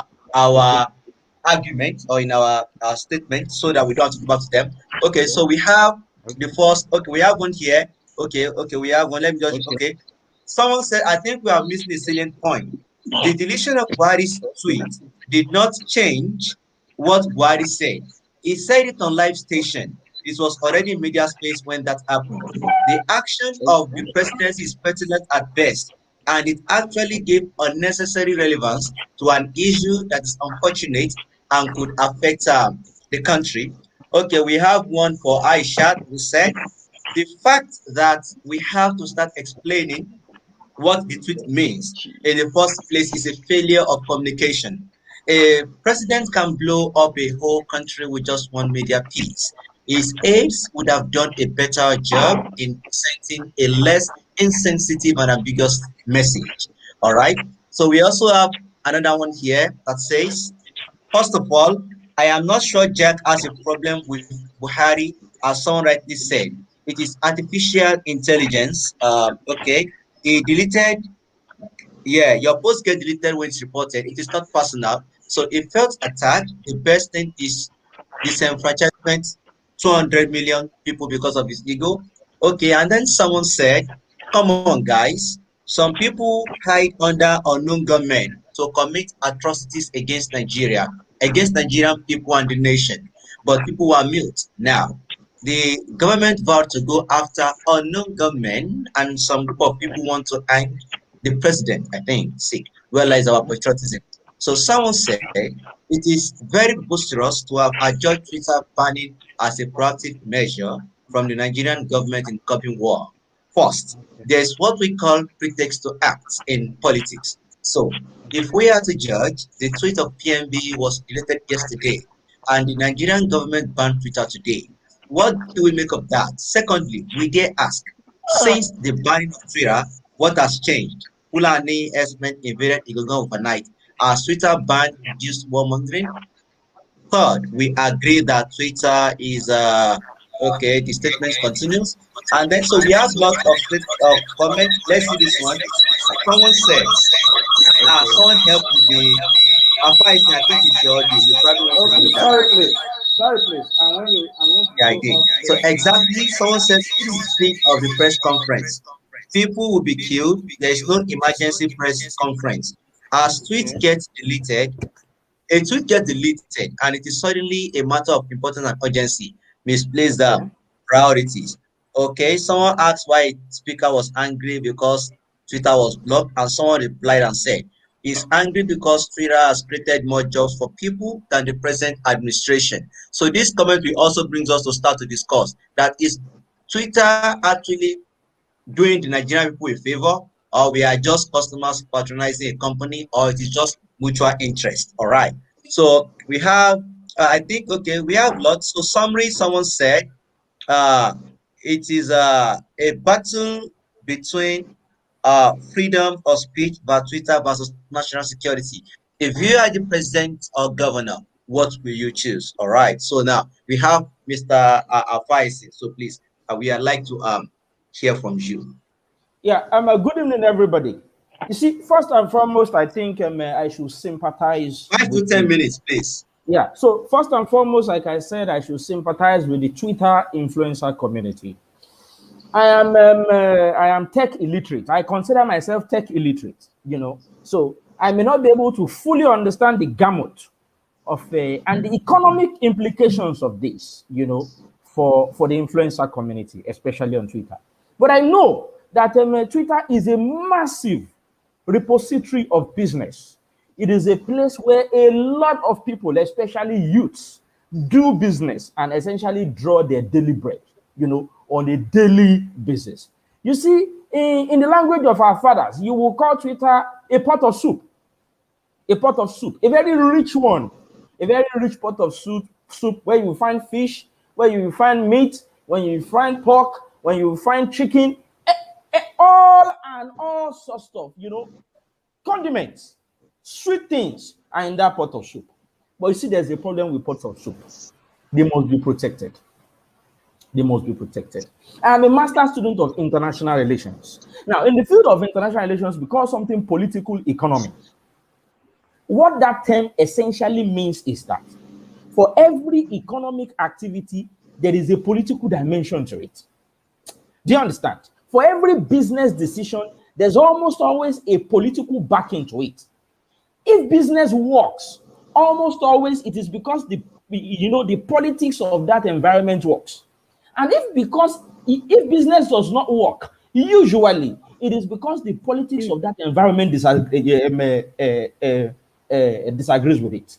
Now, the action of the president in deciding to suspend Twitter, and you see, I must be very clear about that language. The president did not ban Twitter. The president suspended Twitter. There's a difference between the two. Do you understand? And you see, what the president essentially did is to give Twitter a little chink, on the feet, and see if there will be a change of policy, a change of action, such that subsequently there can now be a decision as to whether to reinstate Twitter or to actually ban it entirely. That is, by the way. Now, the president's action about banning Twitter is actually domiciled in the concept of sovereignty. Yes, it is actually domiciled in the concept of what? Of sovereignty. It is not about the president's ego. It is not about a tweet being deleted or not. It is actually about being in charge of your country. You see, there's a fundamental problem. And that problem is that as bad as President Buhari has been, as ineffectual as he has been, as clueless as he has been, as unaware as he has been, an unaware President Buhari, a clueless President Buhari, an inept President Buhari is still better than no president. You see, there are these catchphrases and this, stuff that people say all over the place, especially in social media. Buhari must go. Buhari must go. Buhari must go. What replaces him? What replaces him? When there is no leadership, you are calling to anarchy. And when you call to anarchy and that anarchy happens, we are talking of obligate bloodshedding to the tune of millions. We still have a president. The southeast is on fire. The southwest is in deep shit. Igangan was boiling today. 20 dead. 88 people kidnapped or killed or something yesterday in Kebbi.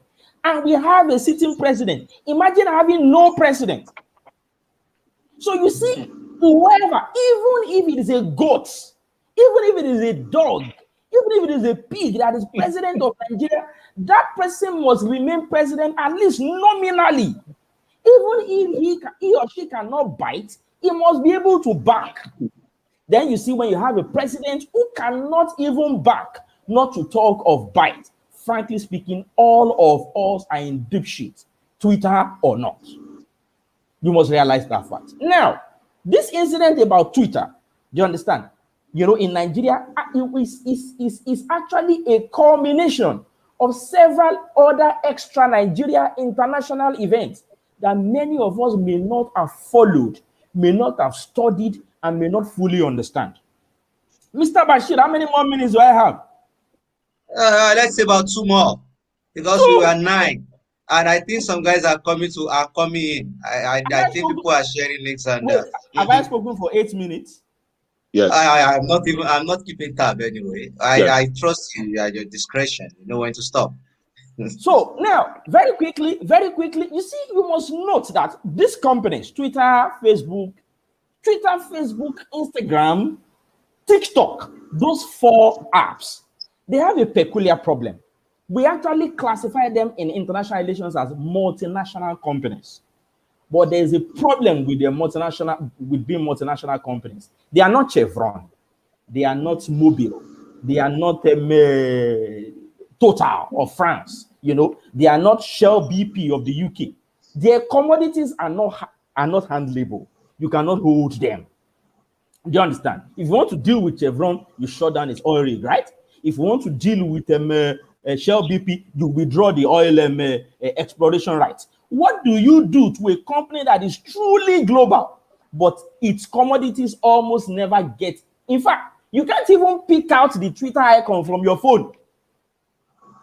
Practically no physical significance on the ground, but they are doing huge things and causing, seismic changes, actually on the ground in those countries. So there has always been a problem with classifying these countries, as in these companies, controlling them and even taxing them. The governments of Ireland, Australia, the UK, Germany, France have been in a running battle with Twitter and Facebook particularly about tax. These companies are saying that we don't have offices in your company, we are not consuming your resources, why should we pay you tax? But these countries are saying that you guys, all of our citizens are on your platforms, you are making money from them, you are doing business with them, you should pay us tax. That started from there. Then from there, these companies moved into the political realm. They were responsible for bringing Morsi into power in Egypt. They were responsible for taking Hosni Mubarak down. They were responsible for taking Gaddafi down. They were responsible for taking this Ben Ali, or what's his name, the guy in Tunisia. They were responsible for taking him down. And then this company started having cosmic, seismic political effects. And then from there, the classic clash in the US happened. Twitter and Facebook did not just block, but almost permanently remove the sitting president. Wahala. Mr. Moderator. I've lost time, right? All right. Okay. Yes, sir. I'm sorry, please, and I do not intend to overrule your role as a moderator, but it's important that this discussion also, we have to be very factual. And okay.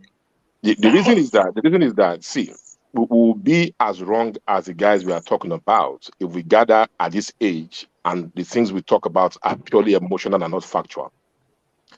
Okay. Twitter did not remove any president.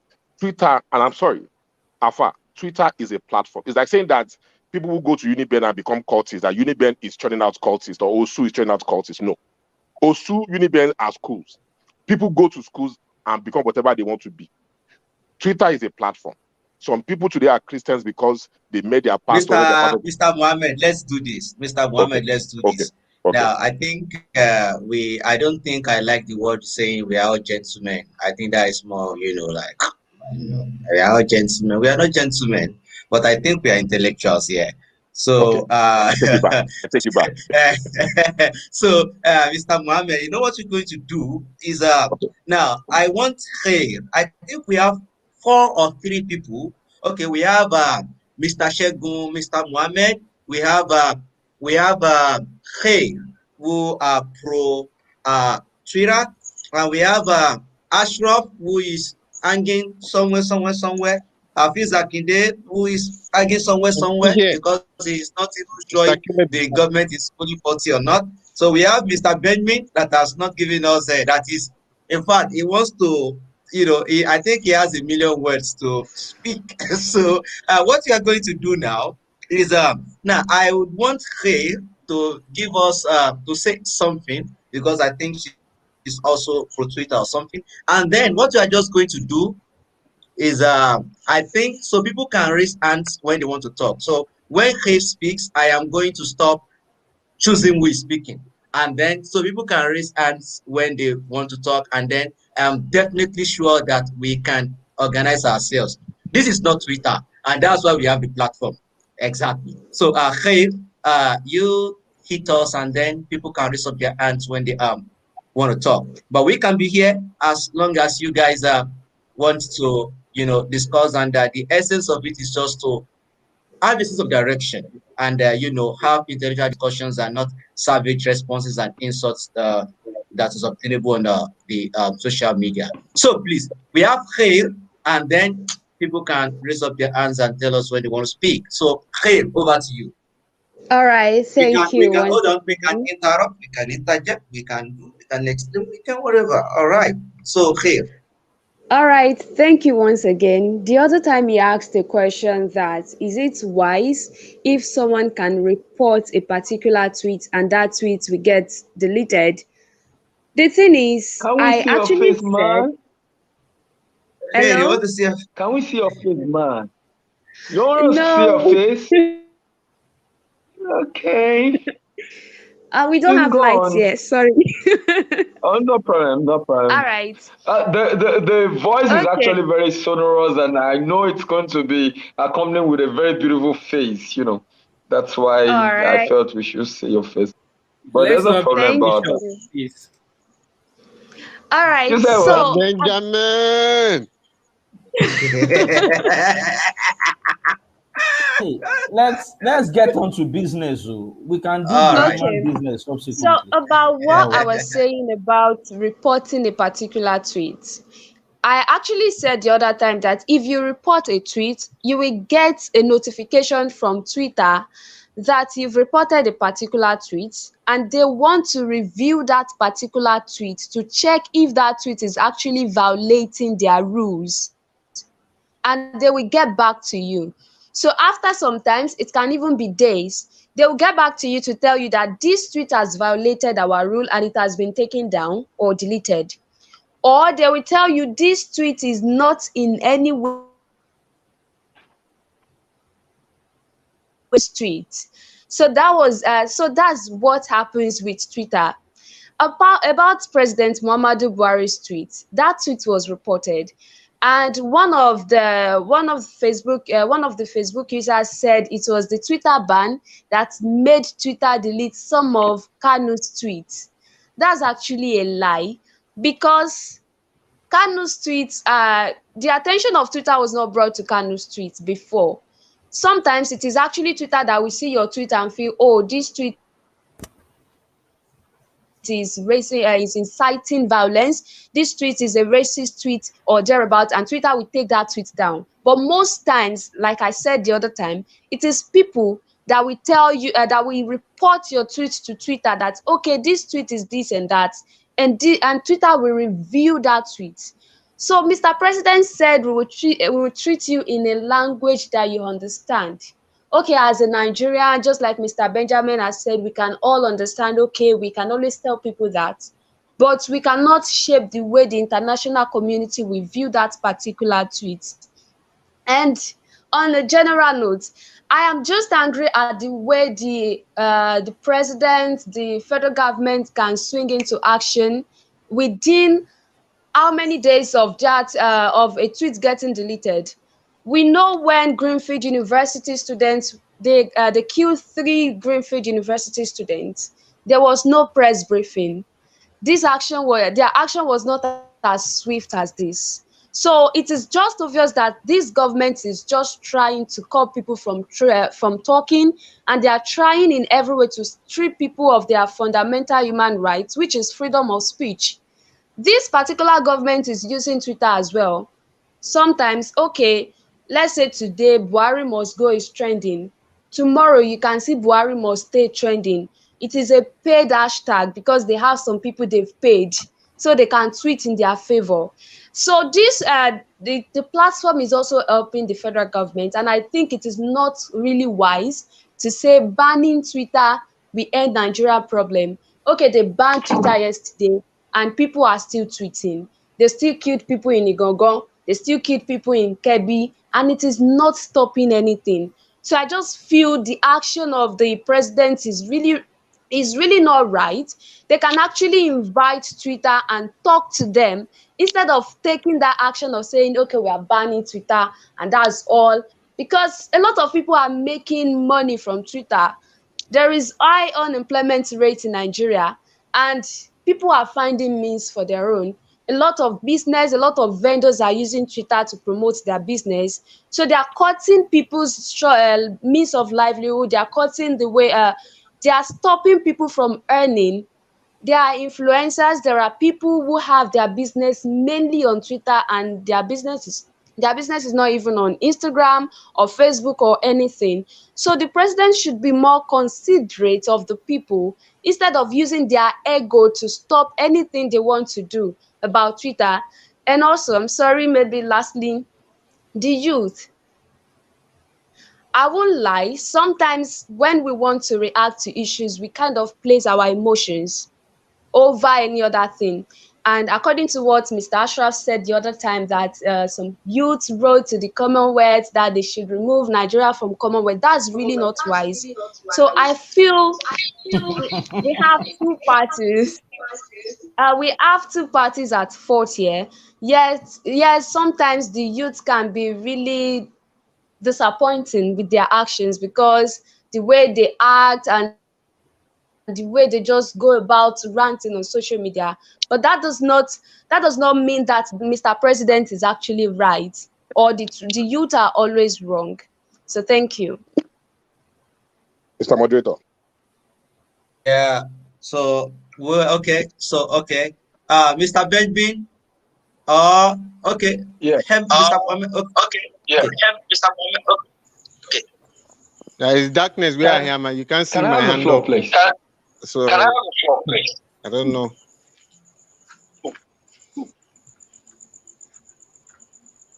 Yes, please. Yes, please. Hello? Hello. Okay, we can hear Hi, you now. we can hear you. Hi. Yeah. We can hear you. Why are we having I think it's things freezing. Why are hanging? we having things happening? I have a sugar problem there. Or is it the number of participants? Or is it the number of participants? So somebody Continue. somebody is on this platform Somebody is on this and platform then watching the video as well. Okay. and then watching the video as well. Or somebody has then two we- devices on the same Yeah, platform. okay. Yeah.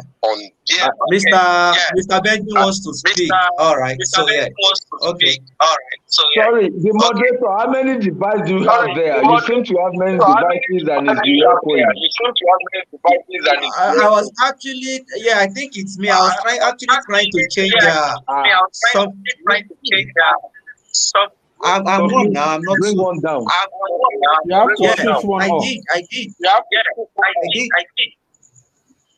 you have just one. What's wrong? Who else is having YouTube devices? There's an echo here. Yeah, somebody has to do that. Okay. Yeah. So let's do this. If you are not speaking, just mute your mic. Okay. Okay. Now, do we have the floor, right?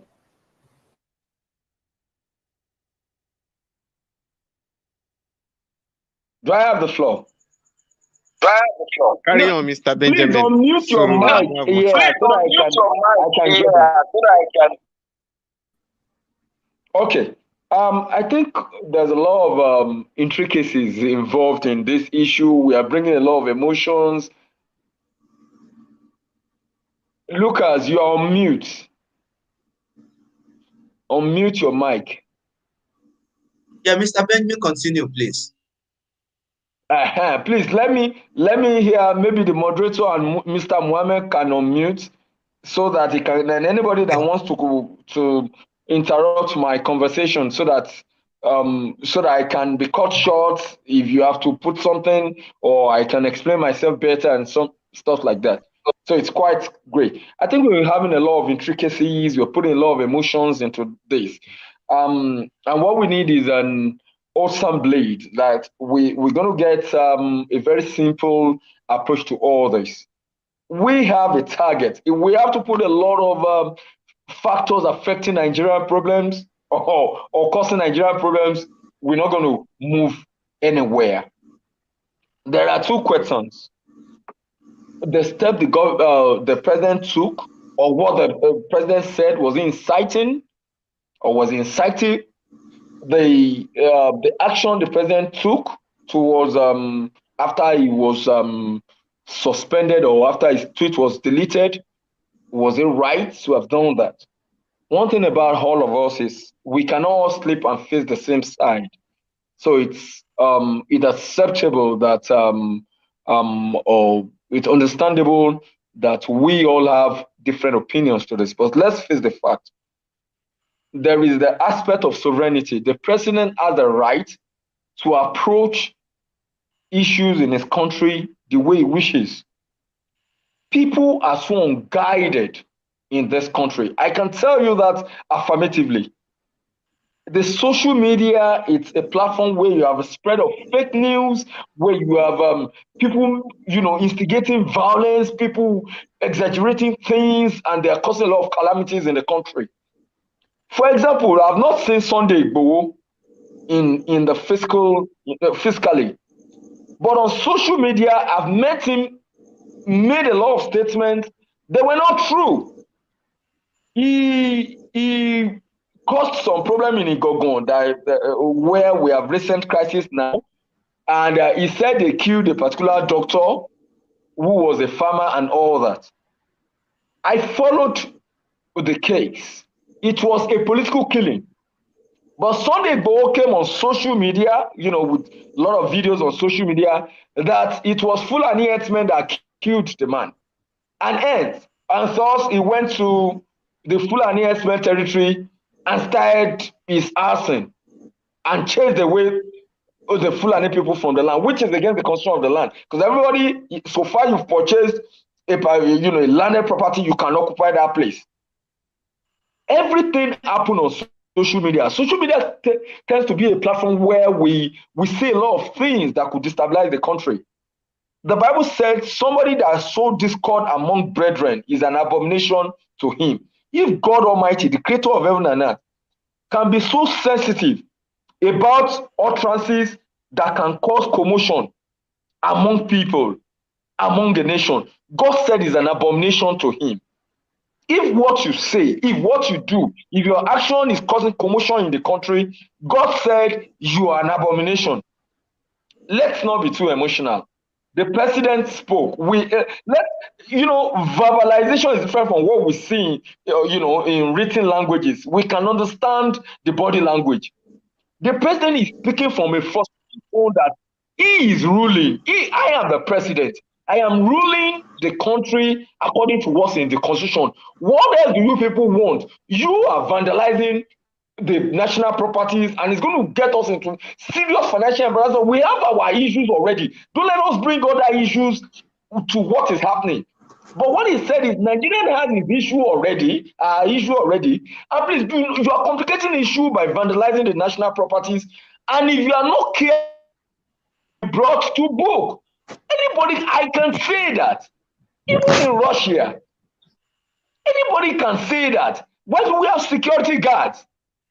I tell you, in my class, I tell you, if you are not going to attend my class to the end, please don't come. Some people will come to class. If I never take that order or that step, some children will come to class, immediately they get tired or they have somewhere they are going, they start making some body gestures that's going to destabilize, causing commotion in class, destabilize the class. You know what I said? I said I'm going to engage. They know I'm a martial artist. So I said I'm going to engage them physically. And it's not going to be funny for them. I even tell some of them that think that maybe they are dating lecturers or some professors, and that please, if you're coming to my class, these are the rules that guide my class. You're not going to wear skirts that are below, above your nails. You're not going to dress somehow. You're not going to paint your face somehow. It's the rule that guide my class. If you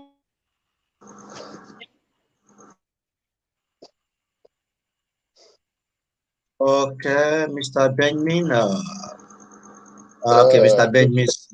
Okay, I think Mr. Mohammed wants to. Yeah, Okay, yeah. I just want to quickly say something. And to be honest, Okay. I'm enjoying this discussion. Anybody hear me? Yeah. Yeah, we can hear you now. We can hear you now. You're back. Okay, I said if you go against my rule, I am seriously embarrassed you. No lecturer talk like that. No lecturer talk like that way. Benjamin, hold on. Hold on, please. Okay. Ash, mute. Ash, can you mute? Okay. Yes. Of Now, course, Benjamin, I can. Ash is muted already. Can I go? No, can I go on? Ash is the issue. Yeah. Yes. Now, Benjamin, let me tell you something about myself. I want to be in charge of my class. I want abstract tranquility in my class. When I'm talking in my class, I don't want any phone to ring. I don't want anybody disordered. So sometimes I have to give you the leverage of not coming to class. And I said, I am not going to penalize you if you don't come to class. Maybe through attendance or anything.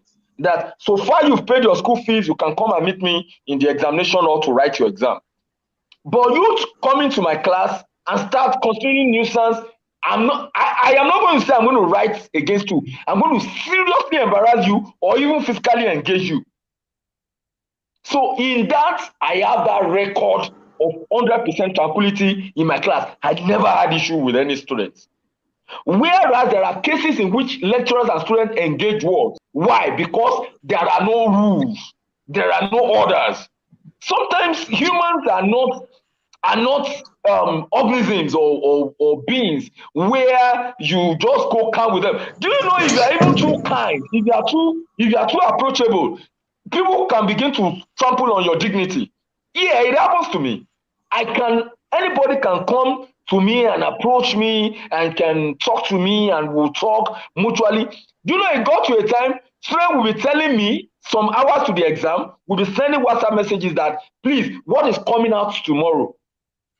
So I have to learn to come with a stricter behavior so that the respect can be there, so that the orderliness can be there. So if a president says he's going to answer people according to in the language they understand, please let us give him. It's the commander-in-chief of the armed forces. He's the grand commander of the Federal Republic. He has that prerogative. Please, let us respect that. Then number two, Twitter Okay, Mr. said is Okay, what Mr. were insightful. Please let me finish my argument.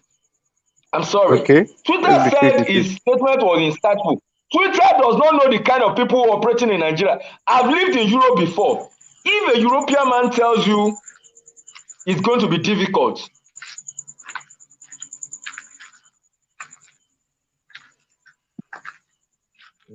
Very Okay, difficult. Mr. hello? Benjamin. Okay, Yes. okay. Okay. Hello? Back. Yeah. I Okay, Oh, can okay, hear we can you. hear you. hello, can you hear me? Yes, please. We can. Yes, we can.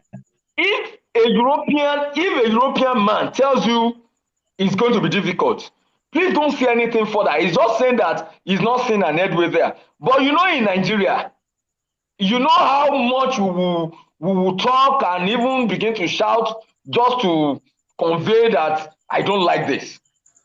And on the moment we just tell you I am not comfortable with that, it shows you should just please stop and give him his space. But in Nigeria, if you don't tell somebody that you're going to burn them down, they will not respect your space. So please let us understand that we have various approaches. Twitter might feel it's with your algorithm and all that, that the statement is too violent. But in Nigeria, we know that to tell people that keep quiet, you have to strike a cutlass on the wall just to tell people that don't make noise. We walk in the streets now, just instead of telling the passerby like sorry with a horn, pam pam. In Nigeria, they will match the break, they will call your father and mother just to convey to you that please leave the road. So we know the way we operate here. So if an algorithm is designed that his languages were too violent and thus is to be removed, yes, I respect the individual that said the media person will have explained that this was what we meant, this was what we didn't mean. But now he never meant that. They removed his post and he called for a conference. Why he called for a conference might not be because of that. It might just be like, hey, we are already pulling the trigger at this stage. In Russia, in North Korea, social media are seriously in check. Somebody like Mr. Lucas that organizes program like this in North Korea will be registered as a broadcasting company. You can go check it. If you have 5,000 followers on Facebook in North Korea, on any social media in North Korea, you're going to be registered with the government. Because if you have 5,000 followers, somebody is saying that Twitter has 28 million, some people say 40 million. I am not on Twitter, yet I got the message. There are 85 million internet subscribers in the internet mobile users in Nigeria. We have screenshots. I am not on Twitter personally, but I saw the tweets, all those tweets. Because they could be transferred via WhatsApp, Facebook, and all that. So let us get that thing right. That 28 million people are using social media. We have 200 million. No. Let's not confuse the whole issue. Something will happen somewhere and can cause disorderliness in the whole country. We know that. An individual was killed at Igangan, not the one of this morning, which was Dr. Aborede. It was a political killing. Sunday Igboho never had anything, never investigated. He said it was Fulani that killed him, killed some Fulani, burnt their houses down, and there was inflation in the country because the Fulani people in retribution said they were not bringing food to the southwest, and a bulb of onion was sold for 100 naira just because of an indiscriminate action of an individual, because of fake news. So if the government had organized or called for an impromptu, an ad hoc meeting.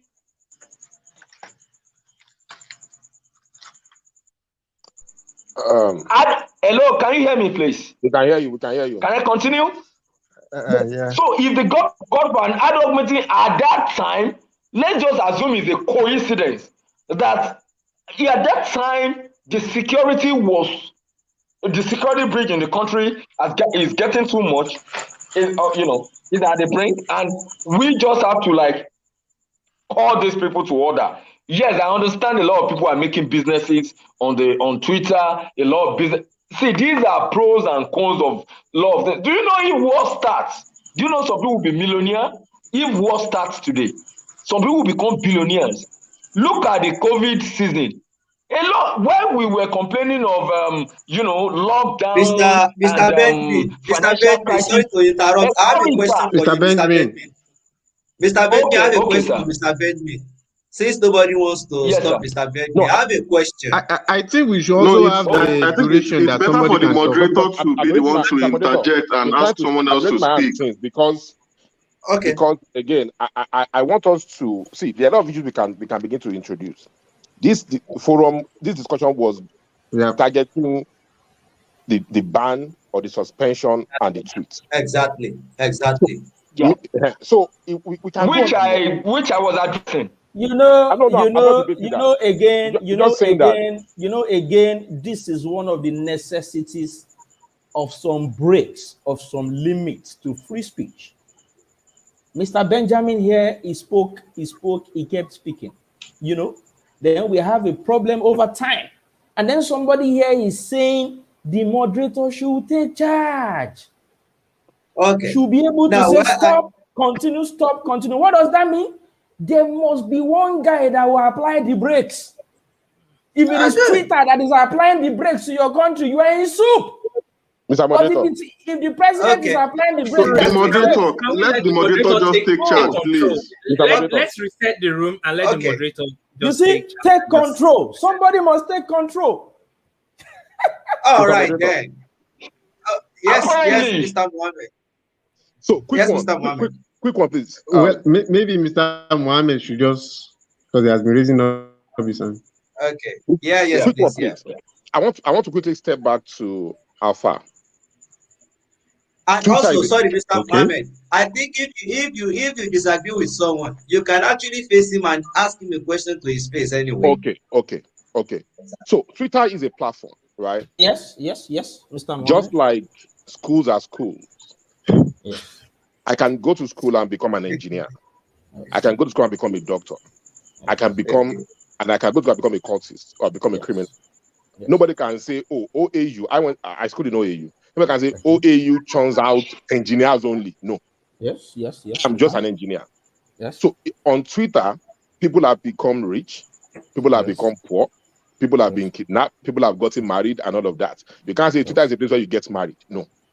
Twitter only enhances a lot of things. Like we say on the streets, when a drunk says, I will kill you, don't say it because of the alcohol. What alcohol does is brings out what's inside of you. So if you're a criminal and you have access to Twitter, the tendency that you would thrive on your crime on Twitter is higher. Yes. I agree totally that national security takes absolute precedence over freedom of speech. Absolutely. Trumps everything. But I think it is dangerous, especially for us young people, to be thinking that because Twitter is banned in North Korea, in Russia, in Iran, in Turkmenistan, that it's okay in Nigeria too. If you go to those countries, you will understand what not having rights mean. The first man that had coronavirus in North Korea, they said don't go out.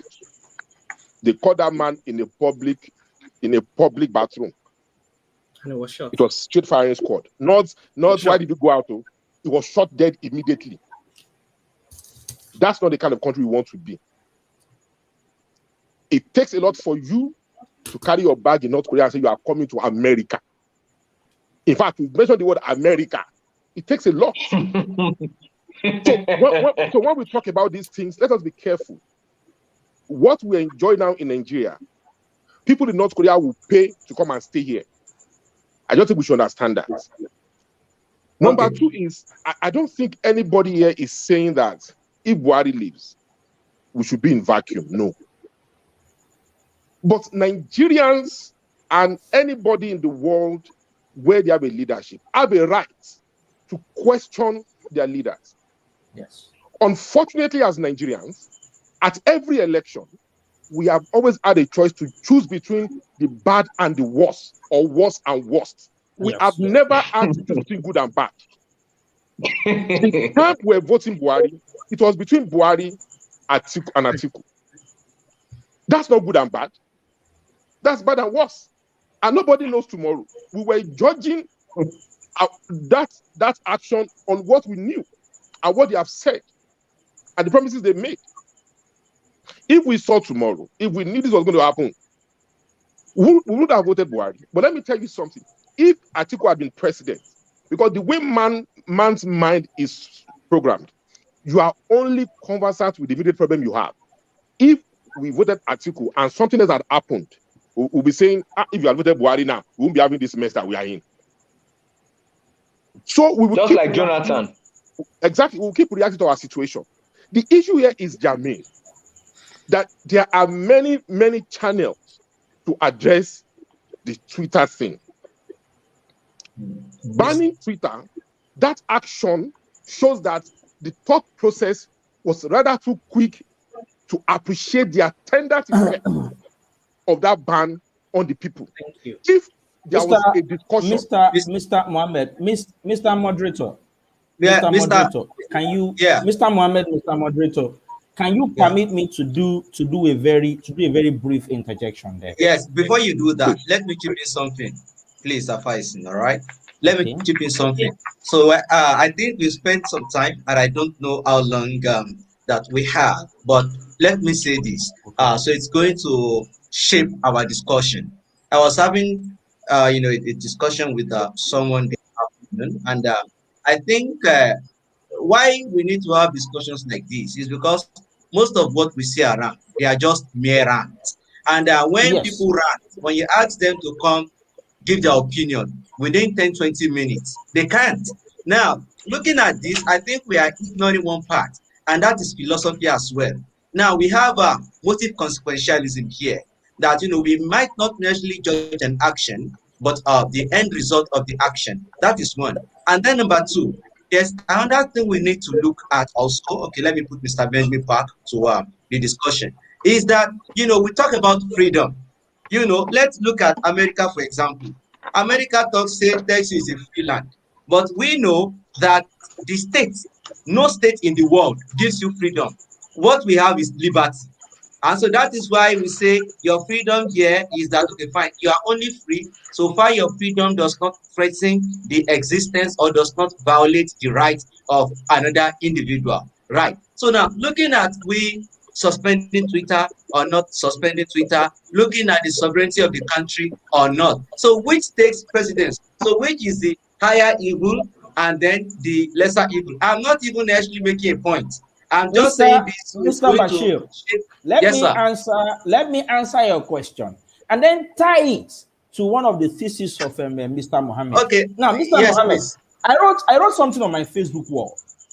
Do you understand? I said, see, this is Africa. I believe some of us are Yoruba here. And let me put it this way. Oh, it's gone.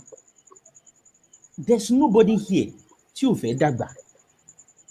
There's nobody here tó fẹ́ kú léwe, tó fẹ́ kú ní youth, àbí? Gbogbo wa la fẹ́ dàgbà. That age that Buhari has attained, that age that Tinubu has attained, that age that Atiku has attained, all of us want to get there. We don't want to die now, right? We want to live to enjoy the fruits of our labors. Because of that, there is a particular way we treat our elders. Not leaders now. Remove leaders from the equation. Just elders. This guy is older than me. There is a particular way we treat our elders in Africa, in Nigeria, in Igbo land, in Hausa land, in Yoruba land. We defer to them, even if we do not agree with them. There's a saying, we say, right? It is the Yorubas that have that saying. Even the Yorubas will tell you, you don't tell an elderly man that is lying. You don't tell an elderly woman that his or her mouth is smelling. Even if in truth they are lying. Now, I need to make that point.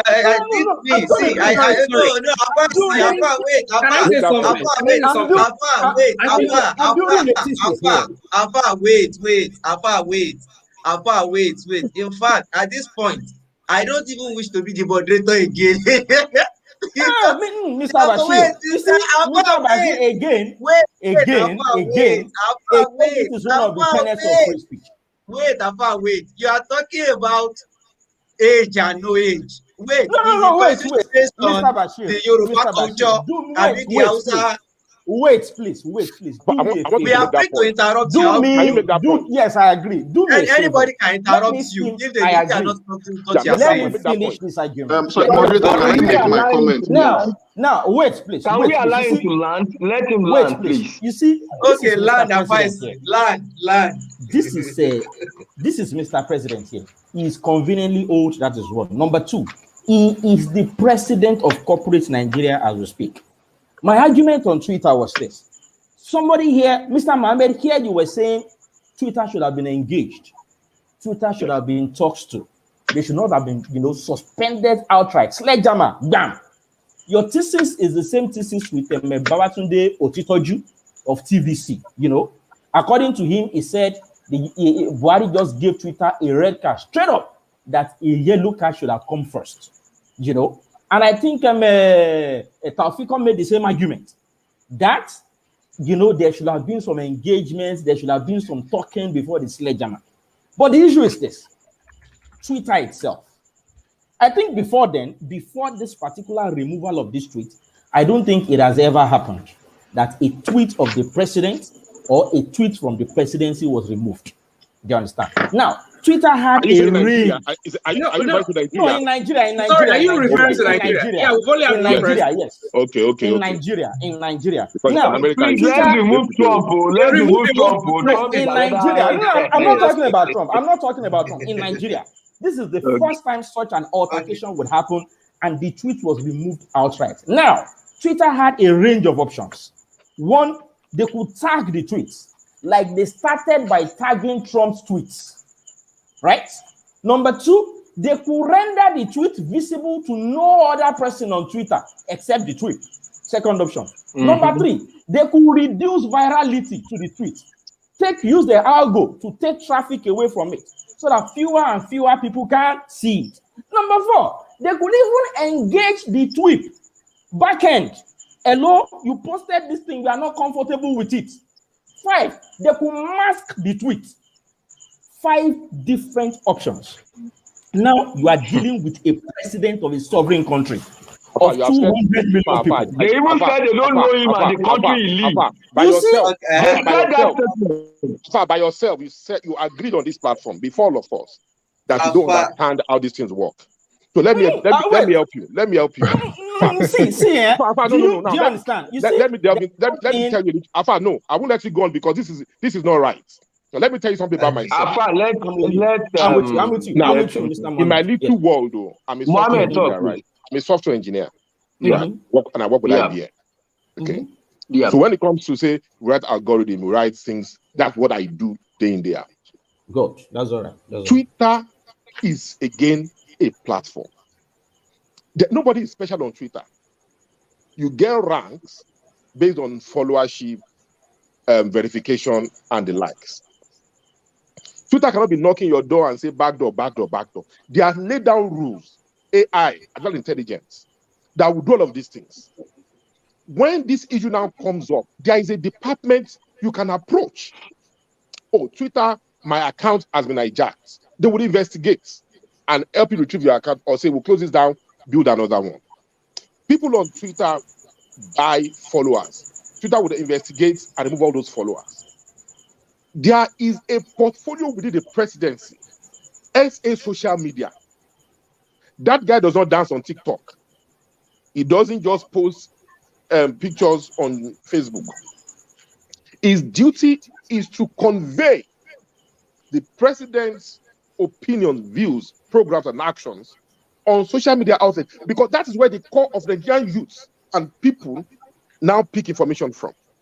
And also to help the president understand the pulse of the people by looking at social media interaction and say, Oga, people are not liking this policy, or people are not liking this thing. So when Twitter did that, it's within his right to raise an issue with Twitter to say, you cannot do this, but this is what we are conveying. Now, let me tell you, Twitter cannot just consider how Nigerians think about the tweet, because there are other people who are also taking that thing to form their opinion whether to come and stay in Nigeria or to bring their business to Nigeria or to come to Nigeria. Yes, please. I want to understand please, you. I want to understand you. Please. Are you saying that? Please. What of Mr. Caleb? Mr. Caleb wants to speak. Yeah, I wanted to say something. We are not here. Mr. Caleb, are you here? Something. Because the point that Mr. Afar raised was that there are things that can be done before the the deleting of the post. Now, are you that can be done just because somebody that is handling the president's account is not doing something? Is not doing something about it himself. Because his point is that Twitter can do something about it. What he's trying to make is that they've insulted him. Now, to say that they can do something by trying to amend what Twitter have done, that's another thing entirely. That's another thing. They can look down on them, or they can go the hard way, and they chose the hard way. Tell him. You are shitting on our president. That's what you did, and you want us to be on the rampage. Twitter has gone ahead to edit our president's tweets. I will feel more insulted. Because what they are saying now is that he doesn't know what he's saying. Look, Twitter has a duty. Look, you see, again, bros, most of us, they have bank accounts, right? Yes.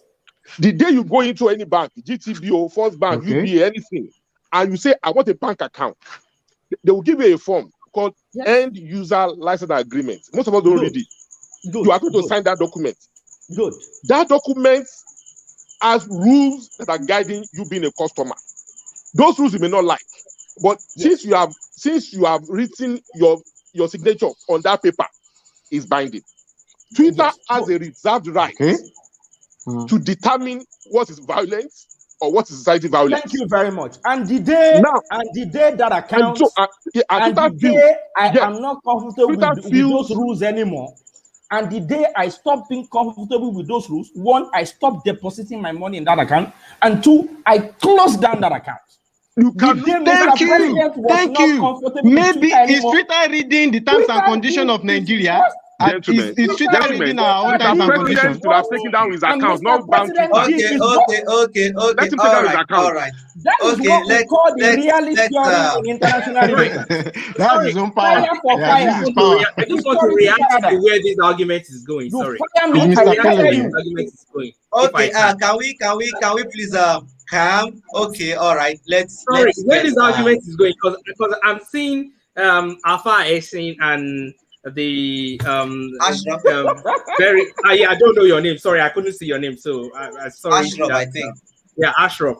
Ash. Actually trying to Ash. You're trying to be quite personal and emotional about this. Honestly, for real. Just allow me.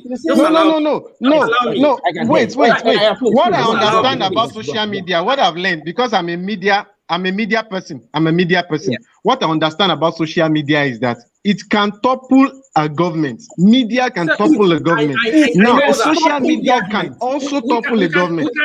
We can have the whole government 24 hours about how social media can topple a government. Yes. We can talk about because that is something that I personally have researched and have worked on for more than 5 years. So we can have a whole episode that will last 48 hours about how social media can impact. Thank you. Cause change. That's fine. But I want us to be quite focused. Laser focus here on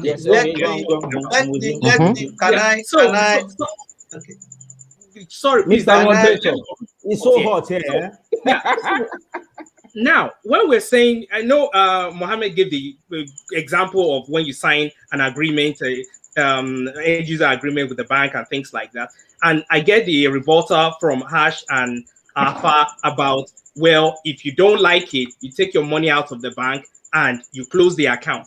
Yeah. Now, one mistake you're making there, with due respect, is the fact that you just made it.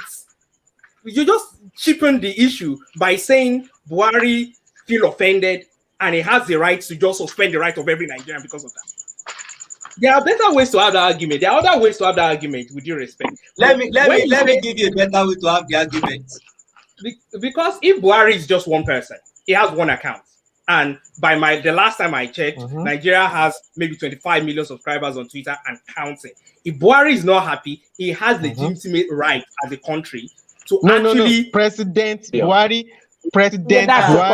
Don't say Okay, Buhari now. okay, okay. President For all Buhari. intents and I'd purposes, like to speak. for all intents and I'd like to You purposes, speak. see, we'll put Uh-huh. President that's Buhari. the We are not problem talking there. about Buhari. Okay, We are okay, protecting okay. the We are I'll country, talking put to the not president. president Buhari. Can I here. just make a comment, please? I'll I've put requested to make a comment for I'll about put 45 minutes Okay, now. Can I just sorry. Can I say Why something? Please has let Can I somebody Caleb say been, talk. something? been here and not talk for 25 minutes? How come? Can I finish Can I? my thought or can I just suspend here? Oh, okay. I think let I'm me not just using make my my comment, power as a please? moderator because in fact, I'm not even putting myself in the position of a moderator because I need to come in and I So want to say are you something. President Buhari here or Buhari? I think I am Buhari Muhammad, Can but not can Muhammad we Buhari here. let Mr. Now, Caleb what I talk? want to say here, Ashraf. Now, I am putting this Mm, forward, so it's going mm. to shape our discussion, and I will be asking or addressing Mr. Oluwasegun, Mr. Muhammad, Trey, if she's still here, as well as Caleb. But where is Caleb? He has not been speaking. He wants to know where is Mr. Exactly. He's Caleb. Are there. you I'm here? here. Mr. I Caleb can't said, just interrupt and Mr. butt into Caleb the is here. conversation. Okay, good. Now, what I I want want to him to say, talk because he all spoke. right, please, can we just listen to me? Now, we are talking about rights. Now, we are talking about rights. There are rights and there are rights. Okay? Now, the state gives you the right to life, right? And also, the state, now, you have a property. The state also does not give me a right to trespass. Now, you have a property, right? And then you have a fence. And then you make a rule that no one should trespass. All right. Do you know that as far as I have a right to life, if I trespass on your property, that is That's the a exception to crime your right. That's the against the exception to state your right, yeah. right, and I have also violated your own right. Nevertheless, you do not have a right to take my life because the right the state gives to you to have a right over your property does not override my own right to life that the state gives me. That is one. Now, I am bringing that to Twitter. Now, Twitter has its own terms and conditions. As a company, as an organization, it has its own rules. The same way the law of a state has its own constitution. Let me give you an example. I understand that when we have laws, you see constitutions get amended. And either organizations or ideologies, they get changed and amended over time. Now, I also want to think that Twitter is going through a phase that all social media platforms have to go through. How? Now, look at the Nigerian system, for example, or the Nigerian, our own state. It is against homosexuality, for example. Now, Twitter is operating in our country, for example, right? The constitution of the state goes against homosexuality. You have a company that runs, that gives everyone a platform to promote, to establish, to preach homosexuality on its own.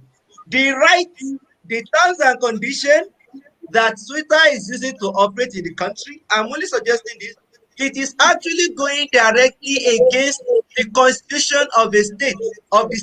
So with this president, so I'm thinking that with time, these social media platforms, they are going to learn to conform with the laws of certain states or respective states that they operate in. The problem we are now going to have is that to what extent do we grant rights and to what extent do we not grant rights as well? If Twitter has a right, to accept anyone, to remove posts and then to ban posts as well, why can't the Nigerian government also reserve that right to think that a thing is not best for its own state? I hope that is understood. Yeah, Mr. Caleb. Yes, I get your analogy. Mr. So Caleb, let Mr. Mr. Caleb. Caleb go first.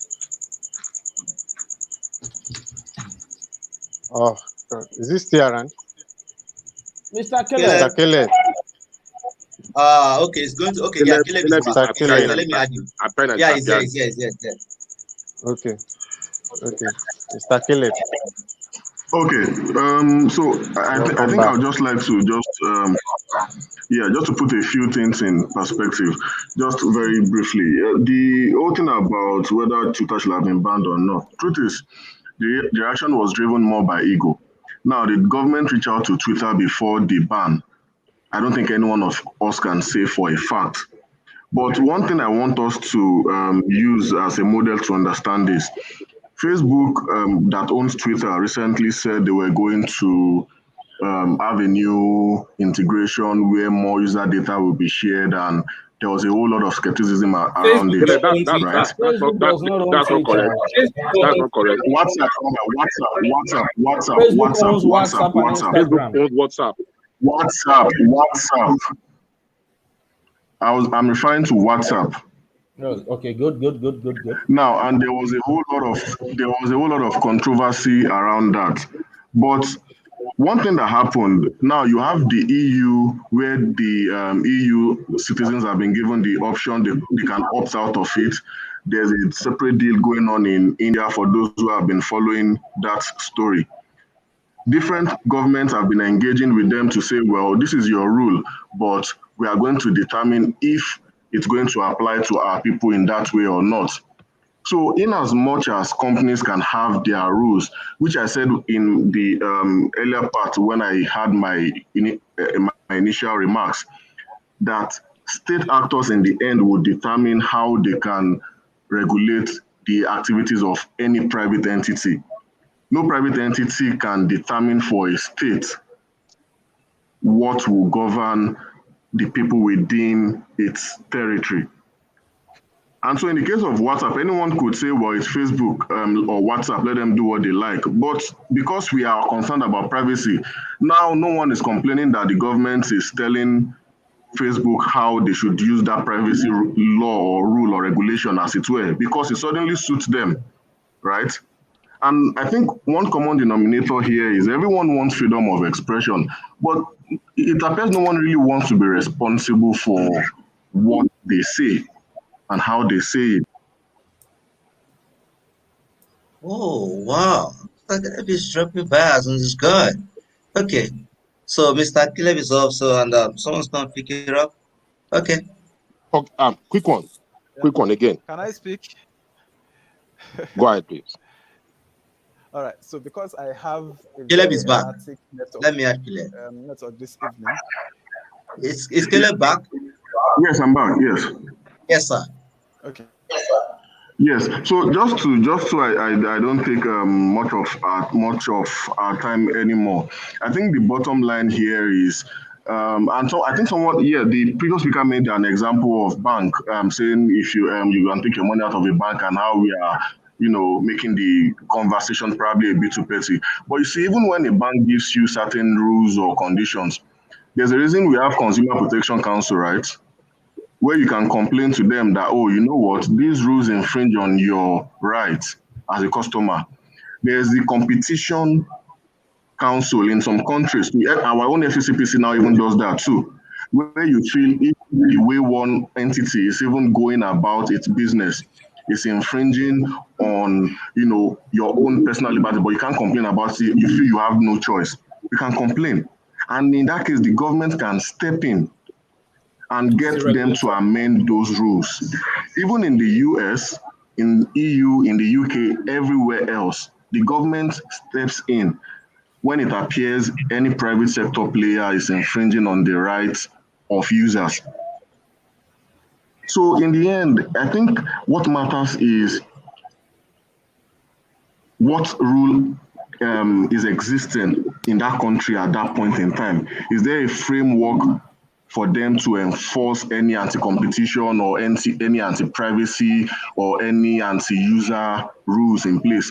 Twitter cannot just make rules, and if the government of Nigeria feels those rules are not consistent with the laws of Nigeria or with the trajectory the country should be going, the government could have a right to say, well, guys, this does not work for us. No deal. If the US can reach out, can tell a company they want to do a private transaction, right? They want to merge.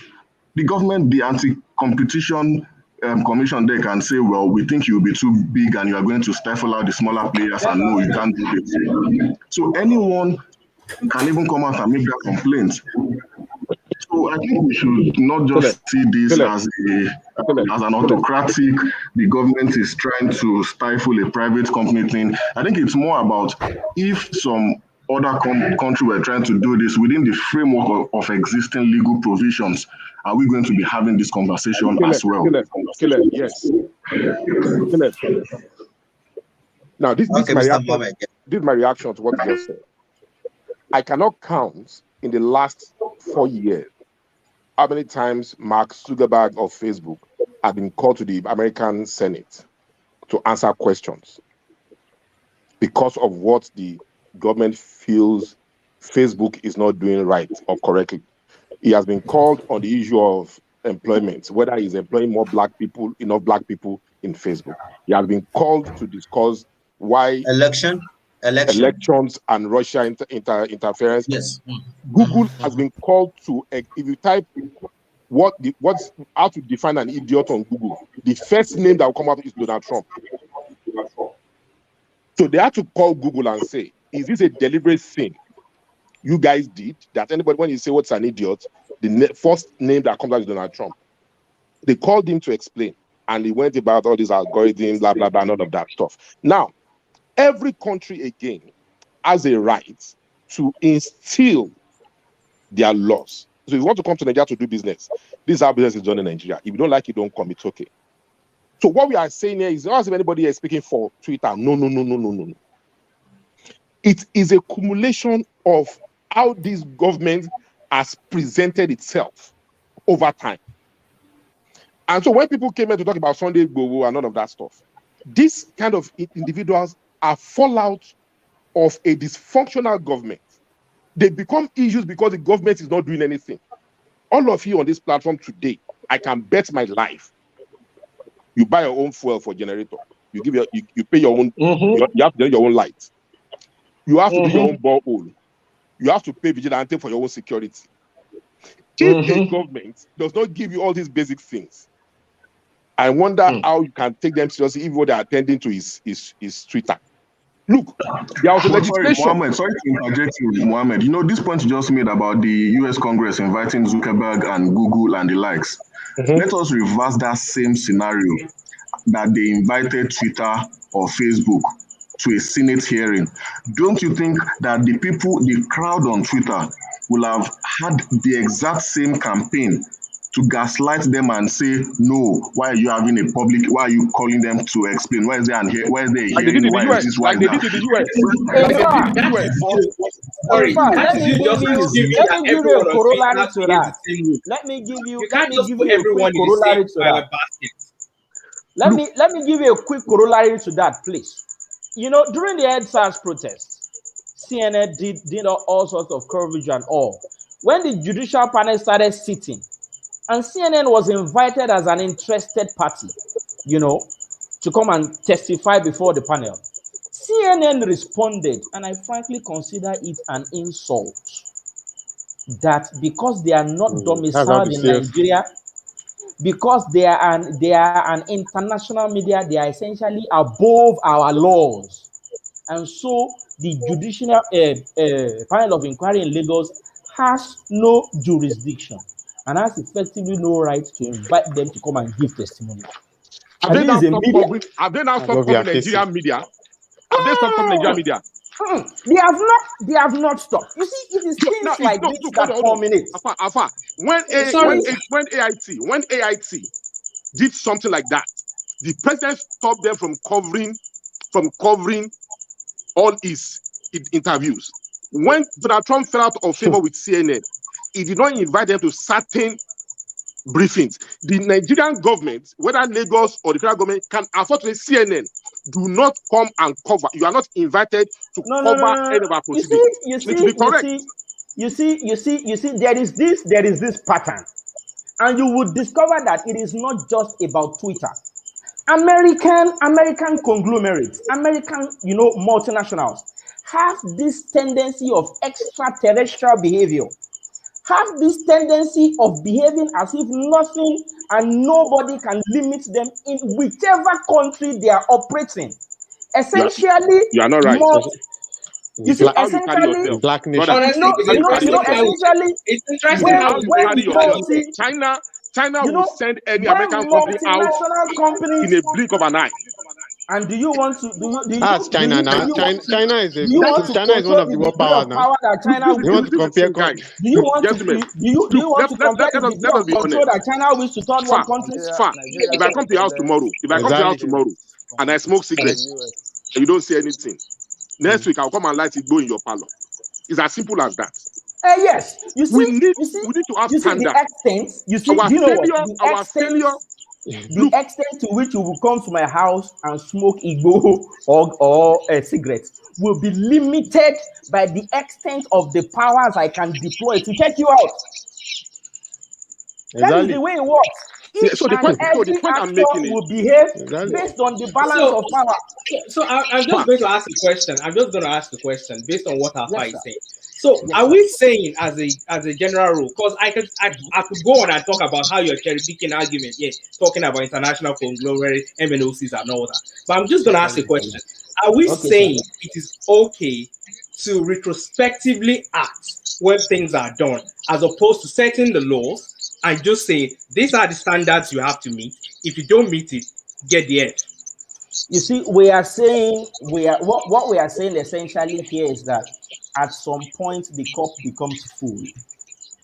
At some point you Sorry, just cannot take let's it not get anymore. cryptic and proverbial. I just want you to let's be answer my factual. question. Let's be factual. Exactly, Let's be factual. Yeah, just exactly. You see, yeah. Are we saying? you see Do you agree? again, like Do you I said, agree? Please, Do you please, I agree want to that chip the something actions in. of the president? Please, I want to. Do you agree that the actions of the president? I want to like I chip said, something there in. is a pattern here. This is not the Do you first time. agree that This the is not the actions of the first time. president? This is not the first time Twitter will come into No, our policies. sorry. Yeah, I In know. Twitter, There's an in argument the to name that. of Jack. When we're talking There's NSAS, like NSAS Twitter. before it Don't was say just This is Twitter not the came. first time. Don't say Twitter came. Twitter is a platform. It's abstract. Mohammed, you are not going to win this argument. Jack Just was paying so NSAS. yeah.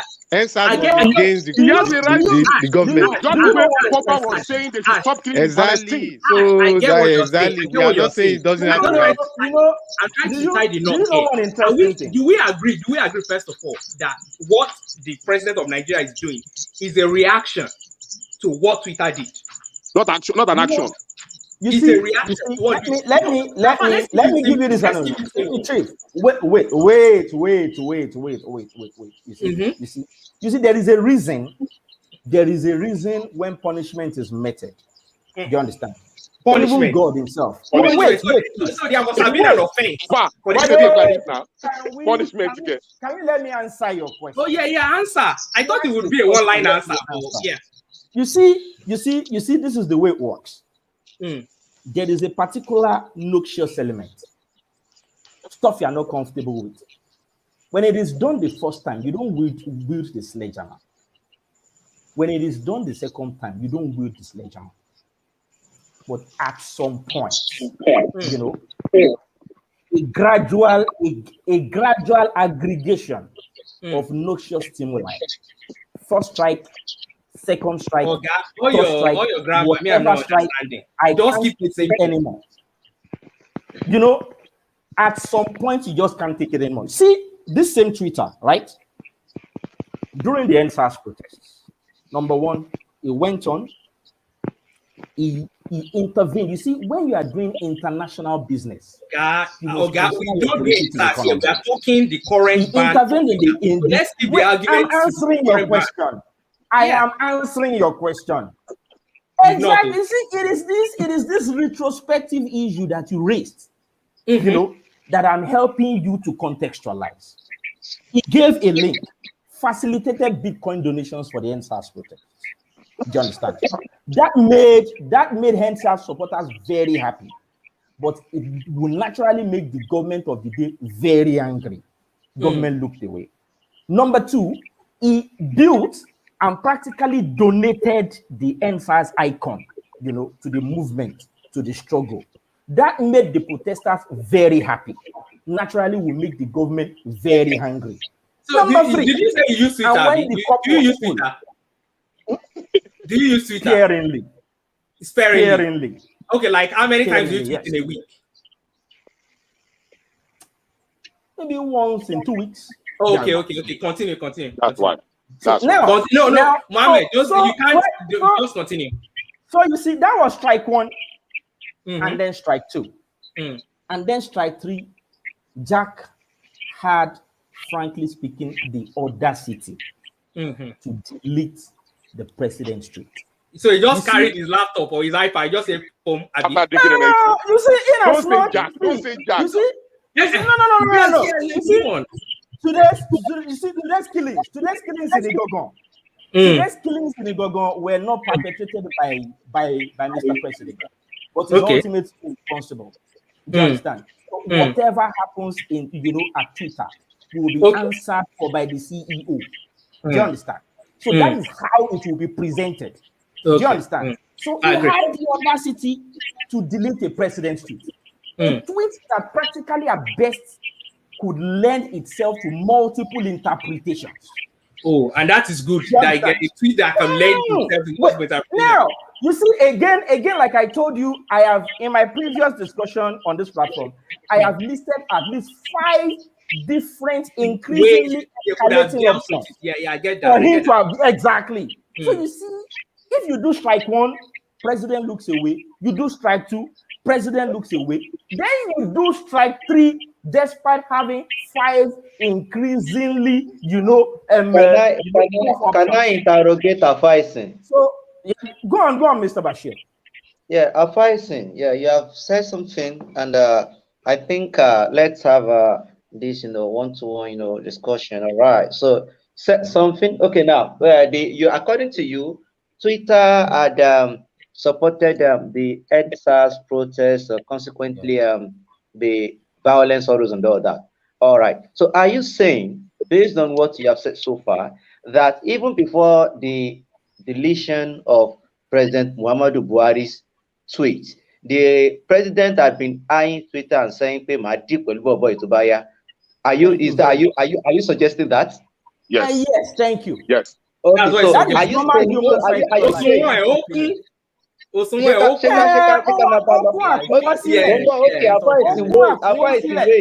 saying? Wait.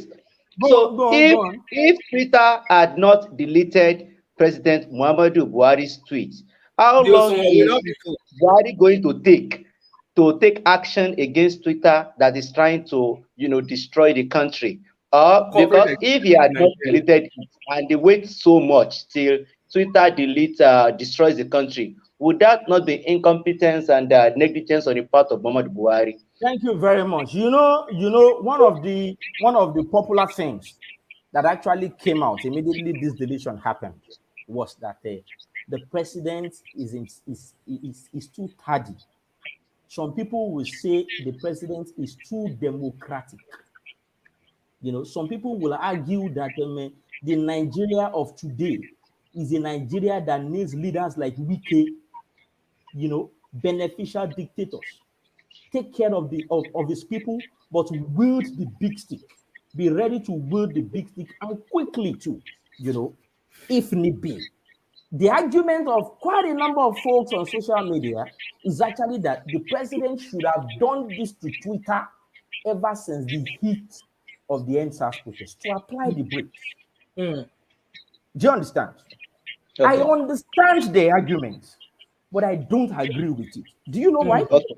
Because sometimes you let people sometimes manifest the full or at least the ample gamut of whatever misbehavior they want to, demonstrate before you apply the brakes. Do you know why? Again, because Koti is saying can anyone hear me?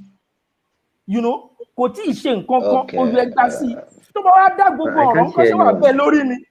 See, everybody knows that this is not the worst Mr. President could do to Twitter. Do you understand? This is not the very worst he can do to Twitter. I can't hear Faisal again. You can't see No, I can hear him. We can hear him. Okay, can we hear me? Exactly. Yes, I can hear you clearly. So, you see, like I said, everybody knows that this is not the very worst Mr. President can brandish at Twitter.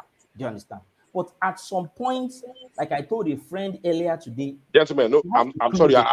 I want to iron my clothes, please. So no vet, I beg. No problem, no problem. Internet is all right. Okay. Afa is here. Yeah, Yeah. I'm back. Can you hear me? Yeah. So You I said, Okay. Yeah, I no, said at some I point, have an. okay, I'm Can with I you. I'm with you. quickly make my final submission? My internet is very bad Okay, here. now, this is my I, last question. you know, Anyway. uh, This, Mr. this, Hafiz. this is my last question. yeah. Okay. Okay, yeah. Okay, this is my last question to Afa. Can I ask? Please, Yes, I can hear you. I'm with you. ask away.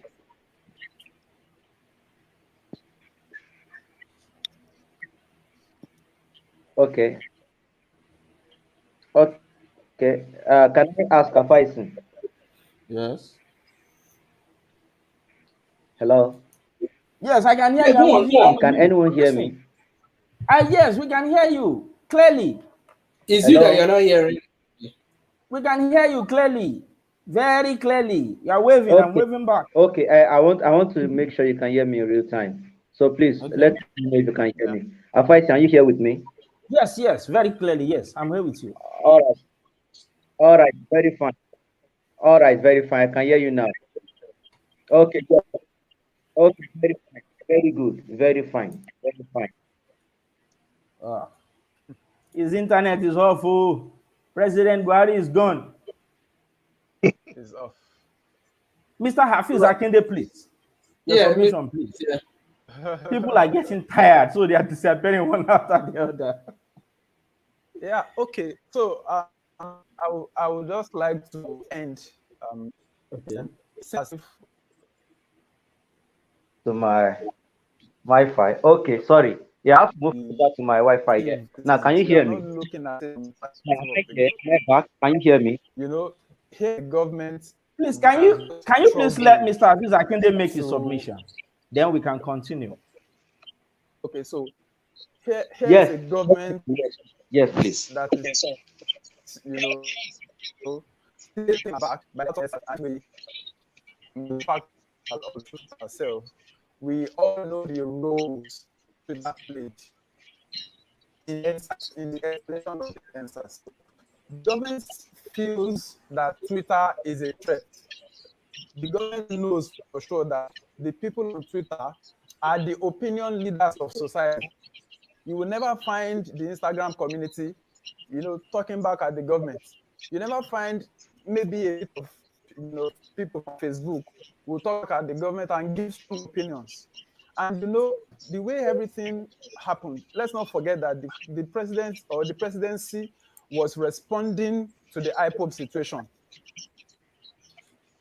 We have the issue of the unknown gunmen and all of those things. And the government had to come out and say, you want to make this country ungovernable for people. I will not sit down and look. This is what any sensible person would do. Whether the government banned Twitter or not, the government just had to be. And this is what any sensible person would do. Even in your house, even in your household, when there seems to be, breakdown of law and order in your household, you do not even care whose horse is God. You just take a decisive action as the man of the is what I'm not trying to think from the perspective of government now. And another thing I would like to point out is that the government made it that you know in response to a situation that was going to escalate, and there are so many other worse statements on the social media, especially on Twitter, that are left undeleted. And so Uncensored. the presidency made a tweet and they deleted it. So it seems suspicious. And when the tweet of the presidency, and then the presidency now moved to ban Twitter, we now started hearing that they have started deleting some insensitive and insightful tweets that was made by Nnamdi Kanu. So it looks suspicious in a way. So at the end of the day, they are trying to avoid another situation. And you know, when the other time it will no longer be right. It will be a matter of wisdom. You understand? It will no longer be is the government right to have done it. It will be a situation of who is left to be the consequences in Nigeria. So we have to maintain balance. As much as we want to blame the government for their inactivity or for the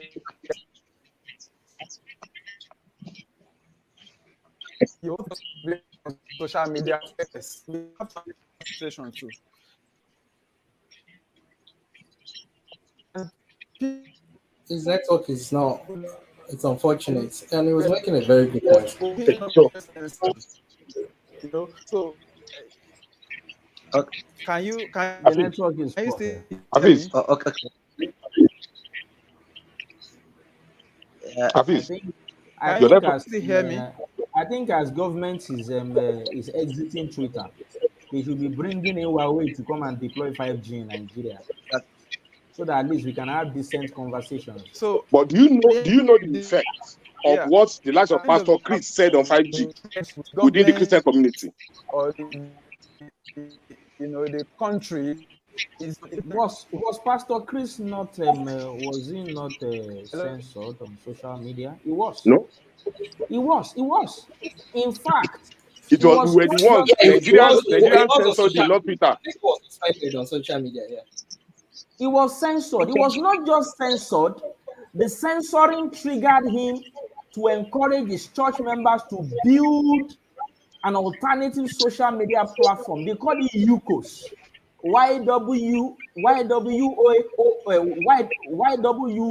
YWOKS, which is now active and which is thriving within the micro community.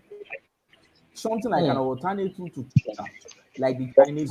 My point there was just like Twitter as a platform can cause confusion in the Yeah. country. Influential people can cause confusion. Pastor Chris said something, Yeah. and I saw people, engineer, tech engineers, telling me that 5G causes COVID because their pastor said that. And it was censored.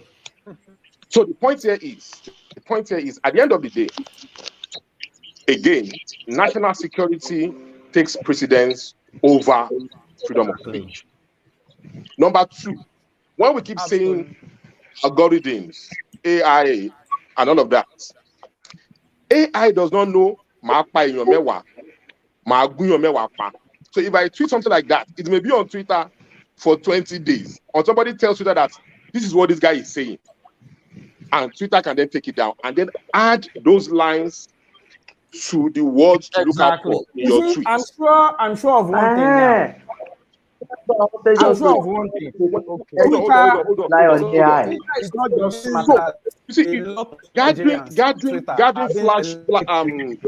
word that you have to fly is not one day thing. It's a continuous. That's why it's a company. I'm not speaking for Twitter. I'm saying that in a country where vast majority of your population draw a lot of their livelihood and means of existence from a platform, whether we like it or not, there are processes, especially when you have that office in place to do that. To now give people reason to suspect that your action is based purely on ego, puts you in a bad light. At the end of the day, let's be honest. People who have to use Twitter are still tweeting from Nigeria. Pastor Deboye tweeted from Nigeria. Punch is still tweeting. PM News is still tweeting. They are still tweeting. So this thing only shows one thing. We are not matured as we want to pretend. Our systems are broken. Our government is dysfunctional. Our government has no priority. And if at this point we are beginning to talk about age or respect for elders, we are far behind though. If people talk about Donald Trump, where you are seated in the US, bros, you start drinking water, you'll be gulping waters because you will be shocked as the way people talk. But this is a fact. So if I tell you that Buhari is lying, and I show you the figures, I'm not insulting Buhari. I'm calling him out based on facts. My brother, inflation is worse under Buhari. Insecurity is worse under Buhari. Therefore, Buhari is ineffective, and that is the truth. Yes, it's okay. If you kill 88 people in any sensible country, there must be a press conference. There must be an immediate action from the federal government to address that killing. People were killed yesterday. People have been killed today. People will be killed tomorrow. Buhari does not say anything to anybody. That makes him irresponsible. That makes him unresponsive. That's not an insult. You see. So at this point, I'm not. At this point, I'm not addressing Muhammad Buhari as the husband of Aisha. I'm addressing Mr. President of my country. That you are not, because the number one duty of a president is to protect the boundaries, the borders of his country, and to ensure security of lives and property. Today, as we speak, our borders are as porous as the seas. Today, the value of a Nigerian life is worse than the life of a police dog in America. I swear to God Almighty. Mr. Mohammed, our borders as a metaphor. Our borders as a metaphor, or our borders in our border. Our borders as an Idiroko, the one bordering Cameroon, the one bordering the north. We are porous. If you kill you can Google it. If you kill a police dog, a canine in America, if you are black, you can go to jail for the rest of your life. A police dog. If you kill 80 people in Nigeria, the government will give you pardon. So it means that the life of a police dog in America is worse more than 88 lives in Nigeria. You see, on another day, we are going to discuss the ineptitude, the ineffectiveness, the callousness, and the evils of President Buhari. You understand? But the issue on the table tonight, is, you see, the Yorubas have a saying. They will say, "Obeti giomolono." I studied mass communication for my first degree. It's obvious. But I am studying international relations for my master's degree. So my master's degree is actually my first degree in international relations. Okay. So naturally, we started with the theory of it, right? The first theory they taught us in international relations was the theory of realism. Realist scholars make up 70% of the body of scholars of international relations. Do you know why? Because the realism theory is a theory that is domiciled in reality. And what is the reality? The way the world works, the way human beings behave is the same way, states behave. And what is that way? You do me, I do you. The Yorubas have a saying. They will say, "Tadi eba dami logun wa falling." But you know that's a wicked thing in Yoruba land. It is not generally accepted. No. Wait. You see? You see, the theorist of realism. What concerns them the least? Seriously, I say the problem I have is you're turning this to an academic exercise. And honestly, you have that debate all day. My first degree is in law. I have masters in accounting. So we start talking about profiles now. We keep talking all day. But let's not make this a theory of thinking. Afaisi said something, and I think we need to address that. Afaisi. Afaisi. Yes, I'm with you. Tí adìyẹ bá dá kí lorúkọ ẹ̀ tó bá dà yín ní tí adìyẹ bá dà yín ní àbí ẹ máa dá yín. How about if you also carry ẹyin and your own ẹyin also get destroyed along with it? Because tó bá jẹ́ wípé if Twitter, hold on, if Twitter signifies the end and the Twitter operations signifies the egg, and now Twitter operations is like 60 eggs, and Nigerians are 200 million eggs. Tẹ́ bá wá fọ́ ẹyin adìyẹ Twitter and you now destroy your own eggs in the process. Should we not be talking about how do you break ẹyin Twitter without breaking your own ẹyin?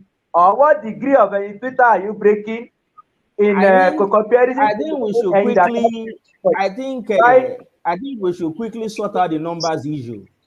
Everybody keeps quoting any 200 million when it comes to Twitter. Gbogbo ẹyin I náà bá think yín if you lórí focus on Twitter what kò ju 28 million lọ now. No, You know? that's not even. So tabati ẹ̀kọ́kọ́ yọ 28 million yẹn kúrò ní 200 million. Káàkọ́ mọ iye ẹyin tá à ń bá yí. Afa, if Twitter said, Okay. if Twitter comes out and say that because we do not, hold on, because we do not feel comfortable with the ways Nigerians behave, or we don't like Nigerians, as such, we are restricting our services to Nigerians. How would you feel? Well, again, it is within their powers because it is a kind of how would that sound to you? You know, do you know one funny thing? Do you know there was No. like I see. That's How would it sound to you?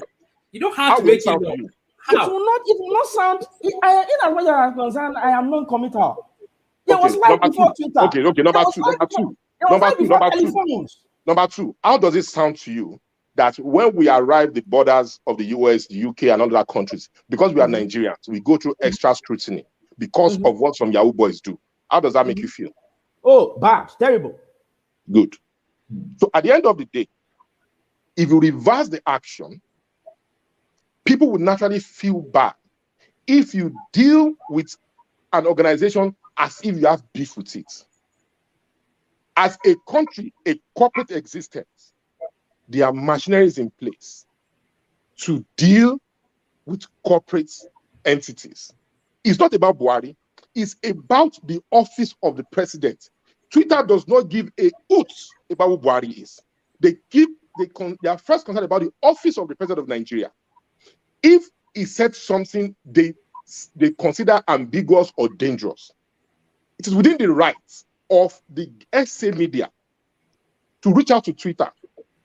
Interestingly, we have somebody on the board of Twitter, Okoje Uyala, that people are not trying to blackmail as if she's the one using Twitter against Nigeria. Madam, these your boys, they are not doing well, though. She will tell you who to talk to. Write a mail, even with that we are nobody in Nigeria. When we mail Twitter, they respond. How much more the office of the SA to the president? But because people, and you need to listen to the media aides of the president, the way they are talking about Twitter. They are beginning to make Twitter look like a guy that wears kaftan that they don't like on the street of Kano. Twitter is just a platform that has rules. If those rules do not work with your policies, address them, invite them. And when people now say, you are not invited Twitter, do public hearing if you like. You see, there is even that issue of Twitter. Considers the federal government. That issue Mr. Abisa Konde considers the action of the federal government to be erratic. So why? Well, I think Mr. Abisa Konde should tell us why he thinks, as much as it might be correct, you are not judging the action, but the consequence of the overall. But why do you think the federal government's action was erratic in the real sense, even though it's going to give a greater result, which I think you believe? But do you think it's erratic? It is. Mr. Hafiz. It's erratic, it's petulant, it's reductive. It is not even in the interest of the country as a whole, like contrary to what everyone says. Because it is not just about Twitter in this case. We're talking about other businesses that we want to invest in Nigeria. I think Abi should explain what he meant. Okay, by erratic. Why does Mr. Abis thinks it is erratic? And if it is erratic, well, of course, if you still make an erratic decision that is going to bring a good result for the site, okay. Yes, it is erratic because it is divisive. Okay. You understand? It is divisive. So the fact that it might be erratic, but you think it is still the best action to take. Yes. Exactly. At this point, the government considers it the best action to take, even though I do not feel it is the best action to take. My own personal position on this Twitter ban is that it is not the best, way of going about things. But the government had to take that erratic decision because people are not being fair. A lot of people are not being fair with the government. You know, we take positions that seem as if we are cheering on the people that are, you know, trying to cause instability in the government. So we must not be seen, because some people don't even want to hear anything from the federal government. You understand? Whether they are trying to make sense or they are not even on the right, they don't want to hear anything. And so they keep cheering on the other people. So as much as we want to, you know, blame the government, sorry, I want to ask some questions. Yeah. Do you fix the Nigerian budget? Fix. Do you as a fix the Nigerian budget? Fix. No. Yes, that's it. No. I do not fix the that do you contribute to it? Do you design it to help authority? No.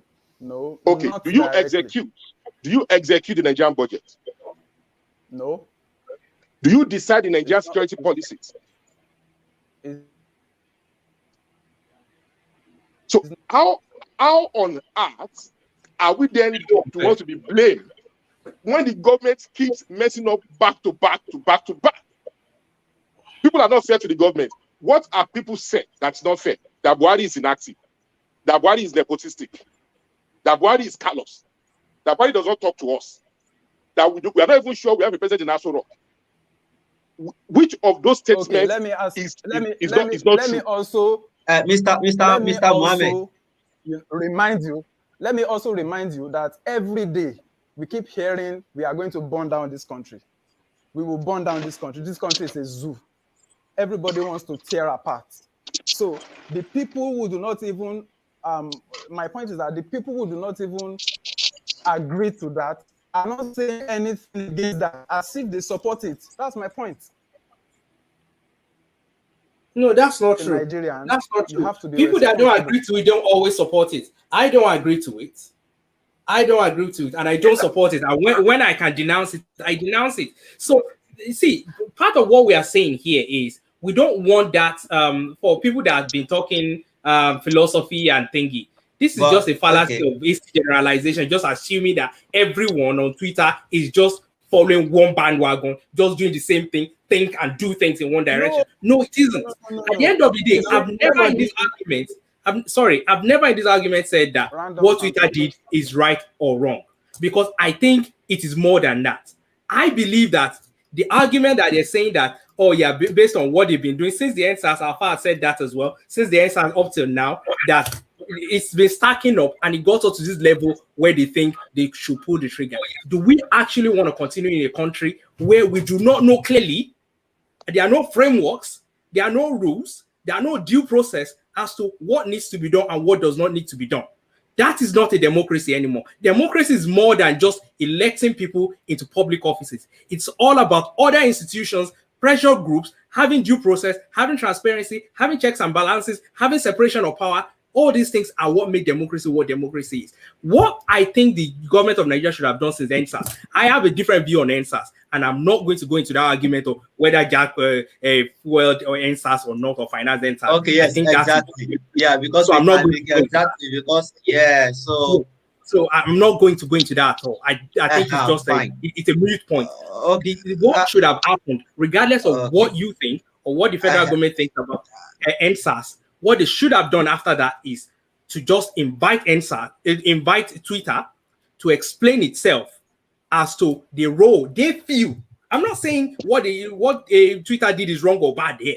What they feel that Twitter did, accuse Twitter if you want, but let us have a due process on how things are done.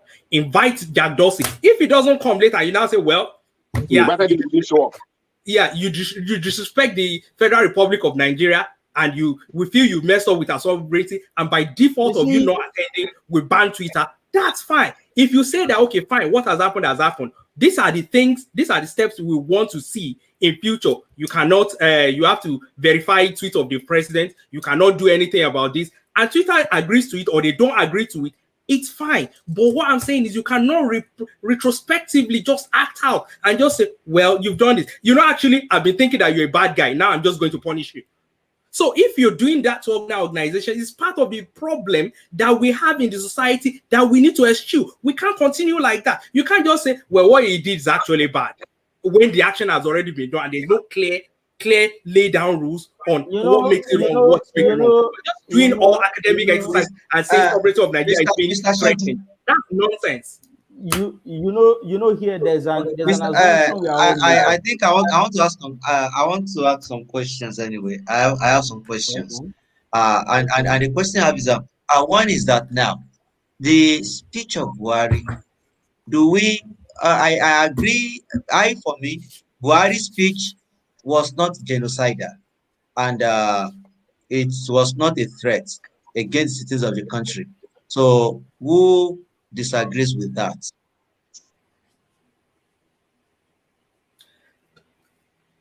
I think it's open interpretation. I don't think it's genocidal though, because I'm Nigerian. Yeah, I don't live in Nigeria. All right, I live in UK. I don't agree it's genocidal. I don't agree it's genocidal. Okay. Okay, and Mr. Hafiz.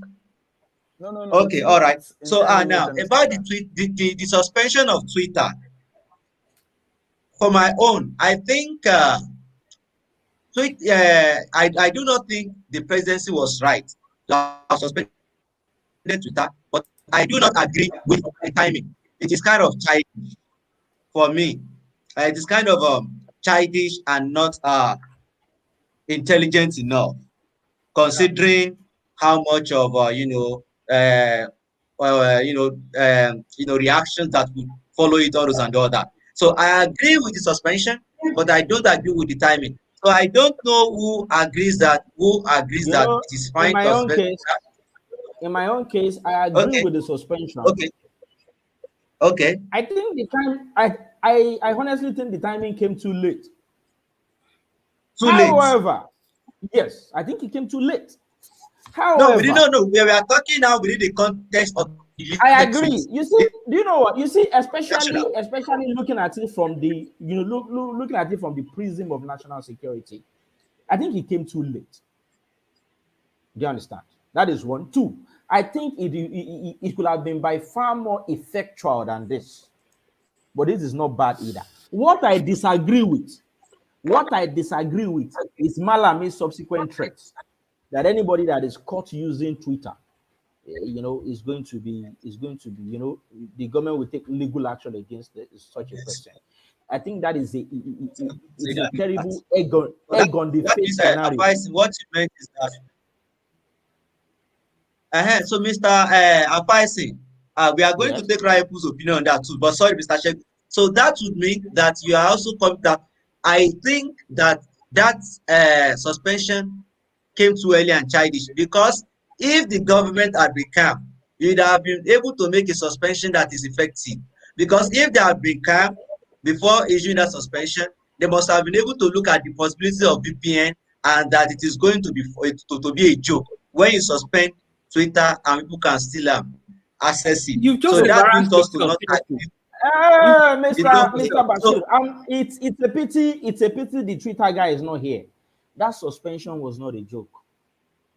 Maybe you don't. No, you don't understand me, Afaisi. Afaisi, don't get me wrongly. No, Afaisi, you got me wrongly here. Listen, now part of it is not effective because people are still using it. Afaisi, listen to me. If you had seek my own consent about going about with the suspension, I probably would have given a different opinion. So what I disagree with is that suspension came too early. Like it was kind of reactionary, just too childish. And childish because it was not effective. If the government had been calm, you understand, they would have thought about the possibility of a VPN, and then they could have looked at the best thing to do. So which now comes, and which agrees with you that now you agree with the suspension, you agree with the timing, but your agreement with the timing contradicts. I'm saying the timing came too late. Hold on. Now, when you agree that it came too late, you understand, Mohammed. Okay, you want me to share the link again? I think we still have. Okay, let me share the link again. Then hold on. I'm going to share the link now. Now, okay, are you with me, Afaisi? Yes, I'm with you. I'm with you. Okay, now when you agree that it came too late, and then you also now disagree. You also now disagree with Malami that said that Exactly. the That was government should absolutely arrest or unnecessary. prosecute anyone that's It using was Twitter. Now, ineffectual. if It the was government had been absolutely. calm enough, they would have been so when if the government so when you make a law, when you make laws out of emotion, you understand, when you make emotional laws, when you make childish laws, you come to regret it because you don't look at it. Now I'm a public intellectual and I'm a It's not critical even thinker. a law. Now, I think I have asked pro Buhari We questions here and I've tried to nail them. I have asked pro Twitter questions here and I've tried to nail them. Hold on. Because what I do is hold on, Faisal. I consider every possibility, every argument. So if you ask me that let us ban Twitter, the first thing I will tell you is that what if they use VPN? That is going to be a joke. So we are now going to look at, okay, will using VPN going to embarrass our suspension You see, or I'm not? So happy. I I'm think with happy. your I'm agreement happy. that your disagreement with Malami, okay, You see, I'm happy. okay, I'm happy. Our tech expert is back. Apparently, you may not understand the numbers behind them VPN usage in countries where, so to say, the open internet is banned, and many of these Western social media platforms are banned. In China, China is a test case here. You know, in China, I'm trying to see the figures here. In China, there are no please can you give legis. us advice in some time, please? Exactly. Let's Now, in okay, China, with a population of 1.4 billion, yeah, 54.3% of the yes, please, population is online. We're talking of approximately okay, 700 million people.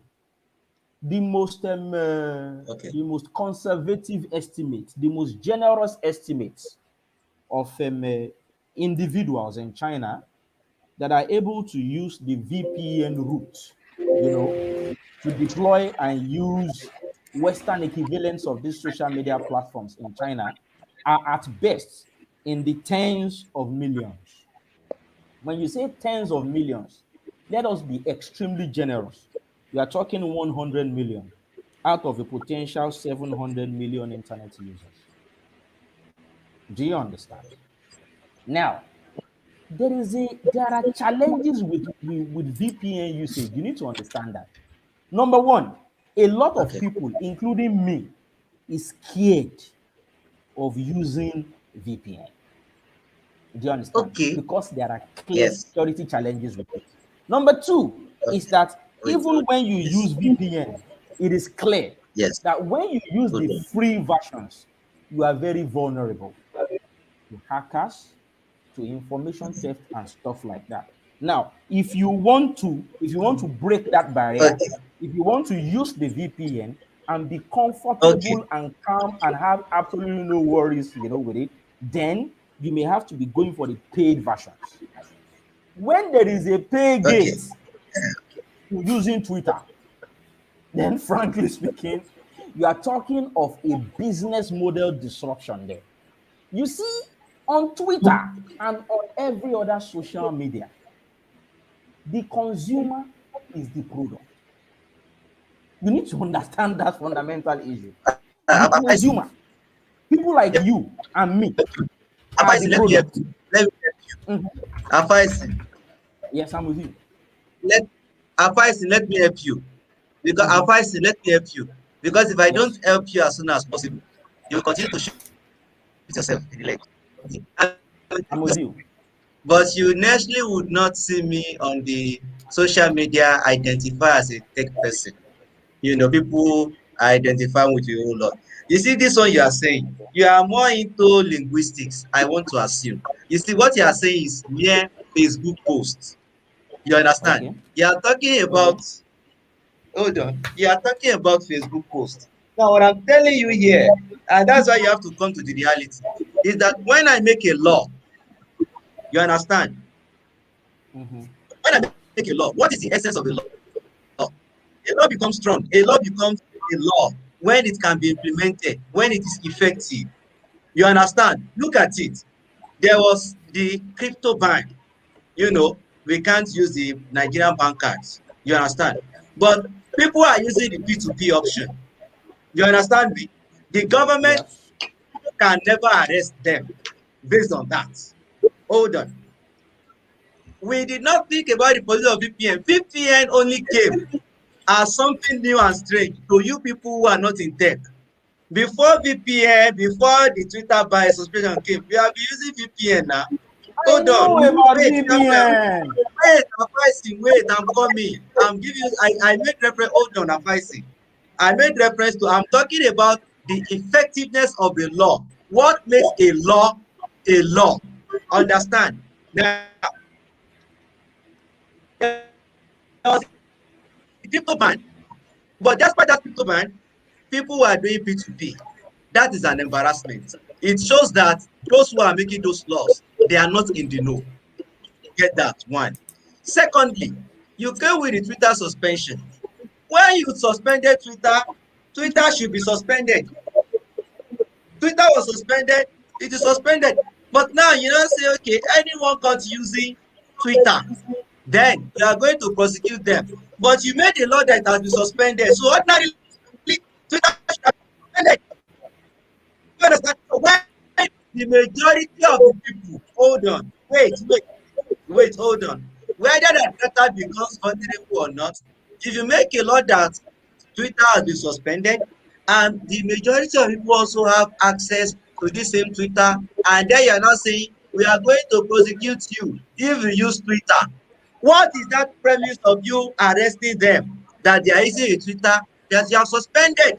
So in that case, when the law becomes a joke, consequentially, the government of the day becomes a joke.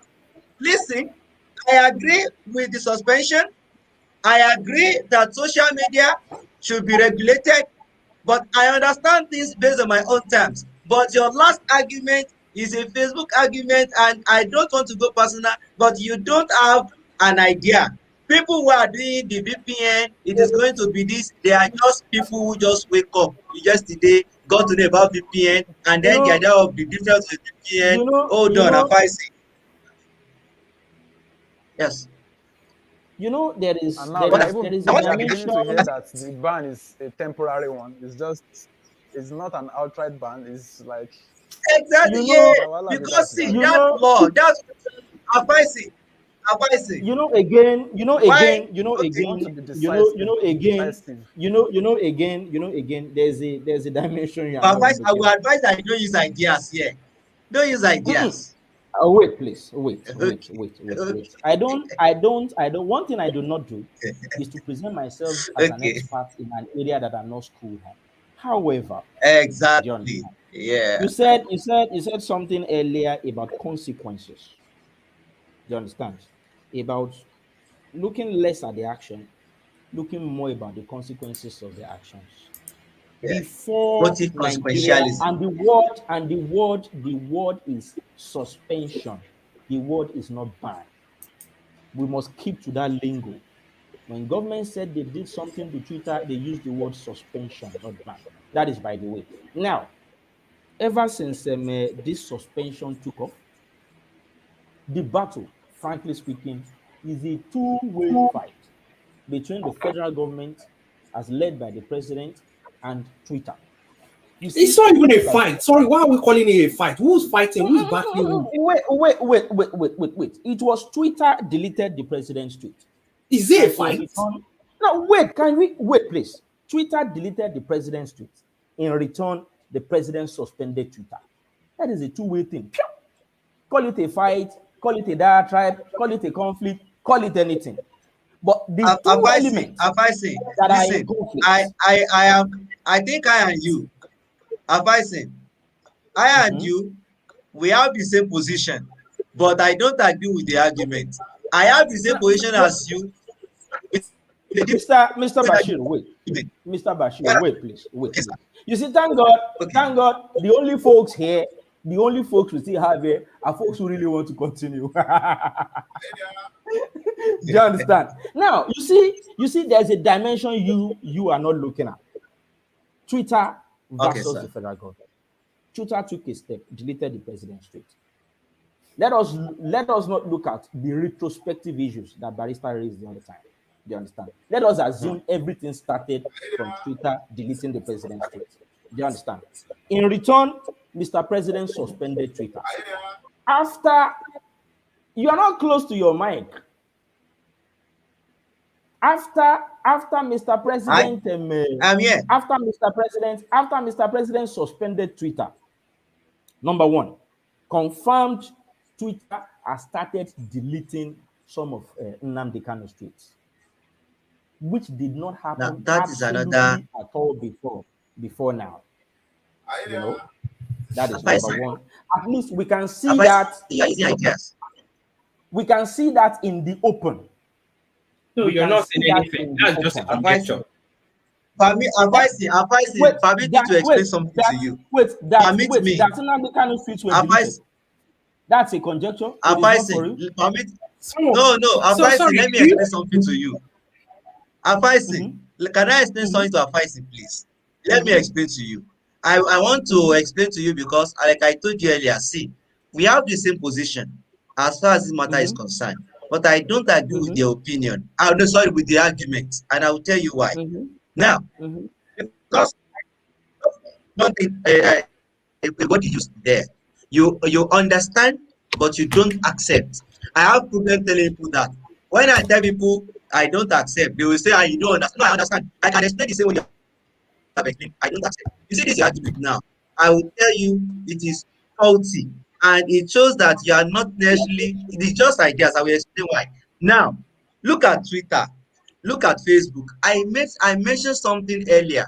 I wanted to say something, so it is going to drive us into discussion anyway. Like now, what you should be talking about here is how fallible or how AI has some faults and how AI cannot replace humans. Hold on. Let me explain this thing to you.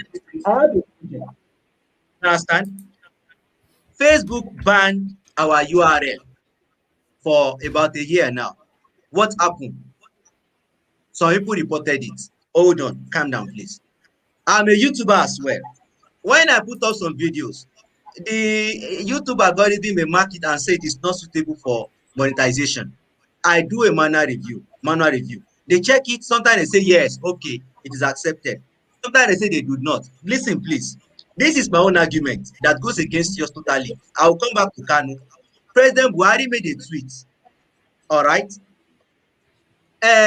Pro-NSAS people, let's say that, or pro-Biafra people, they reported this tweet. Hold on. All right. So when you report a tweet like that massively, it probably gets reviewed and then it gets deleted. All right. Now, look at Nnamdi Kanu. Nnamdi Kanu is followed mostly by people who agree with him. Buhari is followed by his friends, his frenemies, and his enemies. So the most enemies of Buhari reported his own tweet. You understand? It got blocked. If Nnamdi Kanu's was not blocked, I'm with you. But you need to, let's come to understanding first before conclusion. Now, you have Nnamdi Kanu. Nnamdi Kanu's tweet was not blocked or deleted because he was followed majorly by people who agree with him. You will not see a Buhari. You understand? You will not see a Buhari that will follow Nnamdi Kanu. So they will not have the time to go and report Nnamdi Kanu. So because people now learn immediately after the deletion of Buhari's tweet that they got reported, people now also massively reported Nnamdi Kanu's tweet. Hold on. Wait, hold on, please. I am a staunch. Very clear. Hold on, please. Antagonist of Nnamdi Kanu. I want you to let me know, please. I'm almost done. hold on, please. Nnamdi Kanu's tweet now got deleted. Listen, my own argument now is that so that means if you are fighting, you have something that is not necessarily bad. Because I don't like you, because I'm against you, I can actually hire people to now report your post, and then it is going to get deleted. So that's why I'm saying for the overall good of all, that these social media platforms, are we using AI or rely on AI to check what is reviewed or reported or what is not reported? So some things have to be changed. So that Buhari's tweet was reported and deleted, and consequently or subsequently, Nnamdi Kanu's tweets were reported and also deleted, shows that there is something faulty about AI on its own. But using the deletion of Nnamdi Kanu's tweet as an argument to support the suspension of Twitter, as much as I agree with you, is faulty. You see, you see, I don't know if that it is is not clear. AI. It is not AI that is faulty, Mr. Bashir. It is the Okay, people you behind can the continue AI. between Mr. Shegun and Mr. Mohammed. It is the people behind the AI that are faulty. And with this Buhari suspension scenario, I'm sure Twitter is undergoing a massive review, not necessarily of its external policies that they publish to the outside world, but to their internal processes. You see, there is a problem with fundamentally depending on numbers and numbers only to make decisions. Somebody puts up a tweet and then 50 people report it. Because 50 people report it, you take it down. Somebody else puts up a tweet, nobody reports it, or two people report it. Because two people report it, it means not too many people are angry about it. You leave it be. There is a fundamental problem with depending on numbers to make decisions.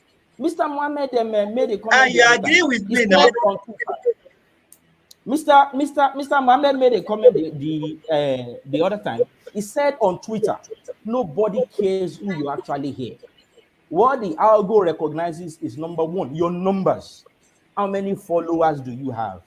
You know, how many fans do you have? Number two, verification. I've not even sought any kind of verification on any social media platform, whatever the process is. But at least according to him, the numbers by far trump, verifications, at least in terms of primacy. You see, unfortunately, the things that generate the most traffic these days, the people that are followed the most these days are not necessarily people who do good Okay, things we all or should right things or moral things, or great things. So you see, this scenario must have taught Twitter a lesson. Do you understand? That not just Okay, should they let us release all round all up the and Twitter go. system. Everyone has to go. Can we just okay? So let all of us. I think we do this discuss every now and then anyway when issues arise. So I think we've had nice discussions, but I would want if anyone wants to give a closing remark or something. So and then we go off. It's been 3 hours 37 minutes. Wow, that's great. So any closing remark and then we just call it a night. So I don't want just two of us here. There. Yes, so Yeah. please, yeah. Thank Faisal 1 minute, Mr. Shegun 1 minute, and I let's think we let's can just go, please. I think it's important so we get something right. There's nothing wrong with what President Buhari. Let me not say put it that way. There's nothing wrong with having consequences for actions, and that's what we want. That's the country we want to live in. I don't want a Nigeria where you have to second guess what the person will do because they'll act out of emotions and just sensationalize things. Let's have a clear rule. If you think NSAS or Twitter has been doing things to chip away at the fabric of the corporate existence of Nigeria all along, let address it right there and then. That means there's a gap in our control mechanism. Address it. Don't just shoot them in the back when they've done something, which goes back to the issue of Ojolakwe, who was killed a long time ago by this Buhari administration when she was carrying drugs. Retrospective laws and policies are always bad, even when the actions are bad themselves. It's a recipe for disaster, and it is something we have to avoid. Thank you. You know, Nice meeting you guys. Good argument. on a final note, Uh, Mr. all right. Bashir So, and Barrister okay, here. all right. You said I can Okay, give I my think, final my closing all stuff right. to, right? So, You know, I think see okay, on this Mr. Twitter Sheku ban, should wait. Please wait for him. Let's, let's okay. see on this Twitter ban thing, my only concern really is the Nigerian influencer community and then what I call the Twitter business people. You know, it may sound funny, but I think they need to start considering politics, recognizing the how do I put this, the incursion of politics, which is the reality, into business. A friend gave me an analogy the other time. It was like, when last did you see any government whatsoever move against the businesses of Dangote? That is because, rightly or wrongly, he almost always ensures himself not only with the government of the day, but even the oppositions to those governments. There is this guy, he used to own Flutterwave. I don't remember his name. Ayo, this robust guy is quite popular in the tech ecosystem. He made a suggestion the other day, especially after the NSAS protests, when the CBN and the federal government started going after, one after the other, the installations and business structures, of the tech community who were largely behind the NSAS process. He said maybe it is high time they started putting politically exposed persons on the board of this, the boards of their startups. Banks do that thing. So that the moment they run into trouble, it is the bad guy, the politically exposed guy, that they send to the folks in government to go talk to them. This was the same role that Barrister Shegun here was saying Okonje Iweala could have performed as a member of the board of Twitter. They understand? The moment they started, even after the tweet was deleted, you're like, hey, boys, this thing you did there, or even if government wants to reach back to Twitter backend, I'm not even sure that has not happened already. Talk to Let's, Okonjo Iweala, talk to your people. Why are we conflicting? But for real, when you do business, you must hedge your bets and you must protect your pot of soup. You should not fight to the point that your pot of soup is spilled. You understand? As part of collateral damage. So for real, it's the business community that really worries me. I don't pity Jack one bit. If it's to be pitied, anyways. So that is my submission there. uh,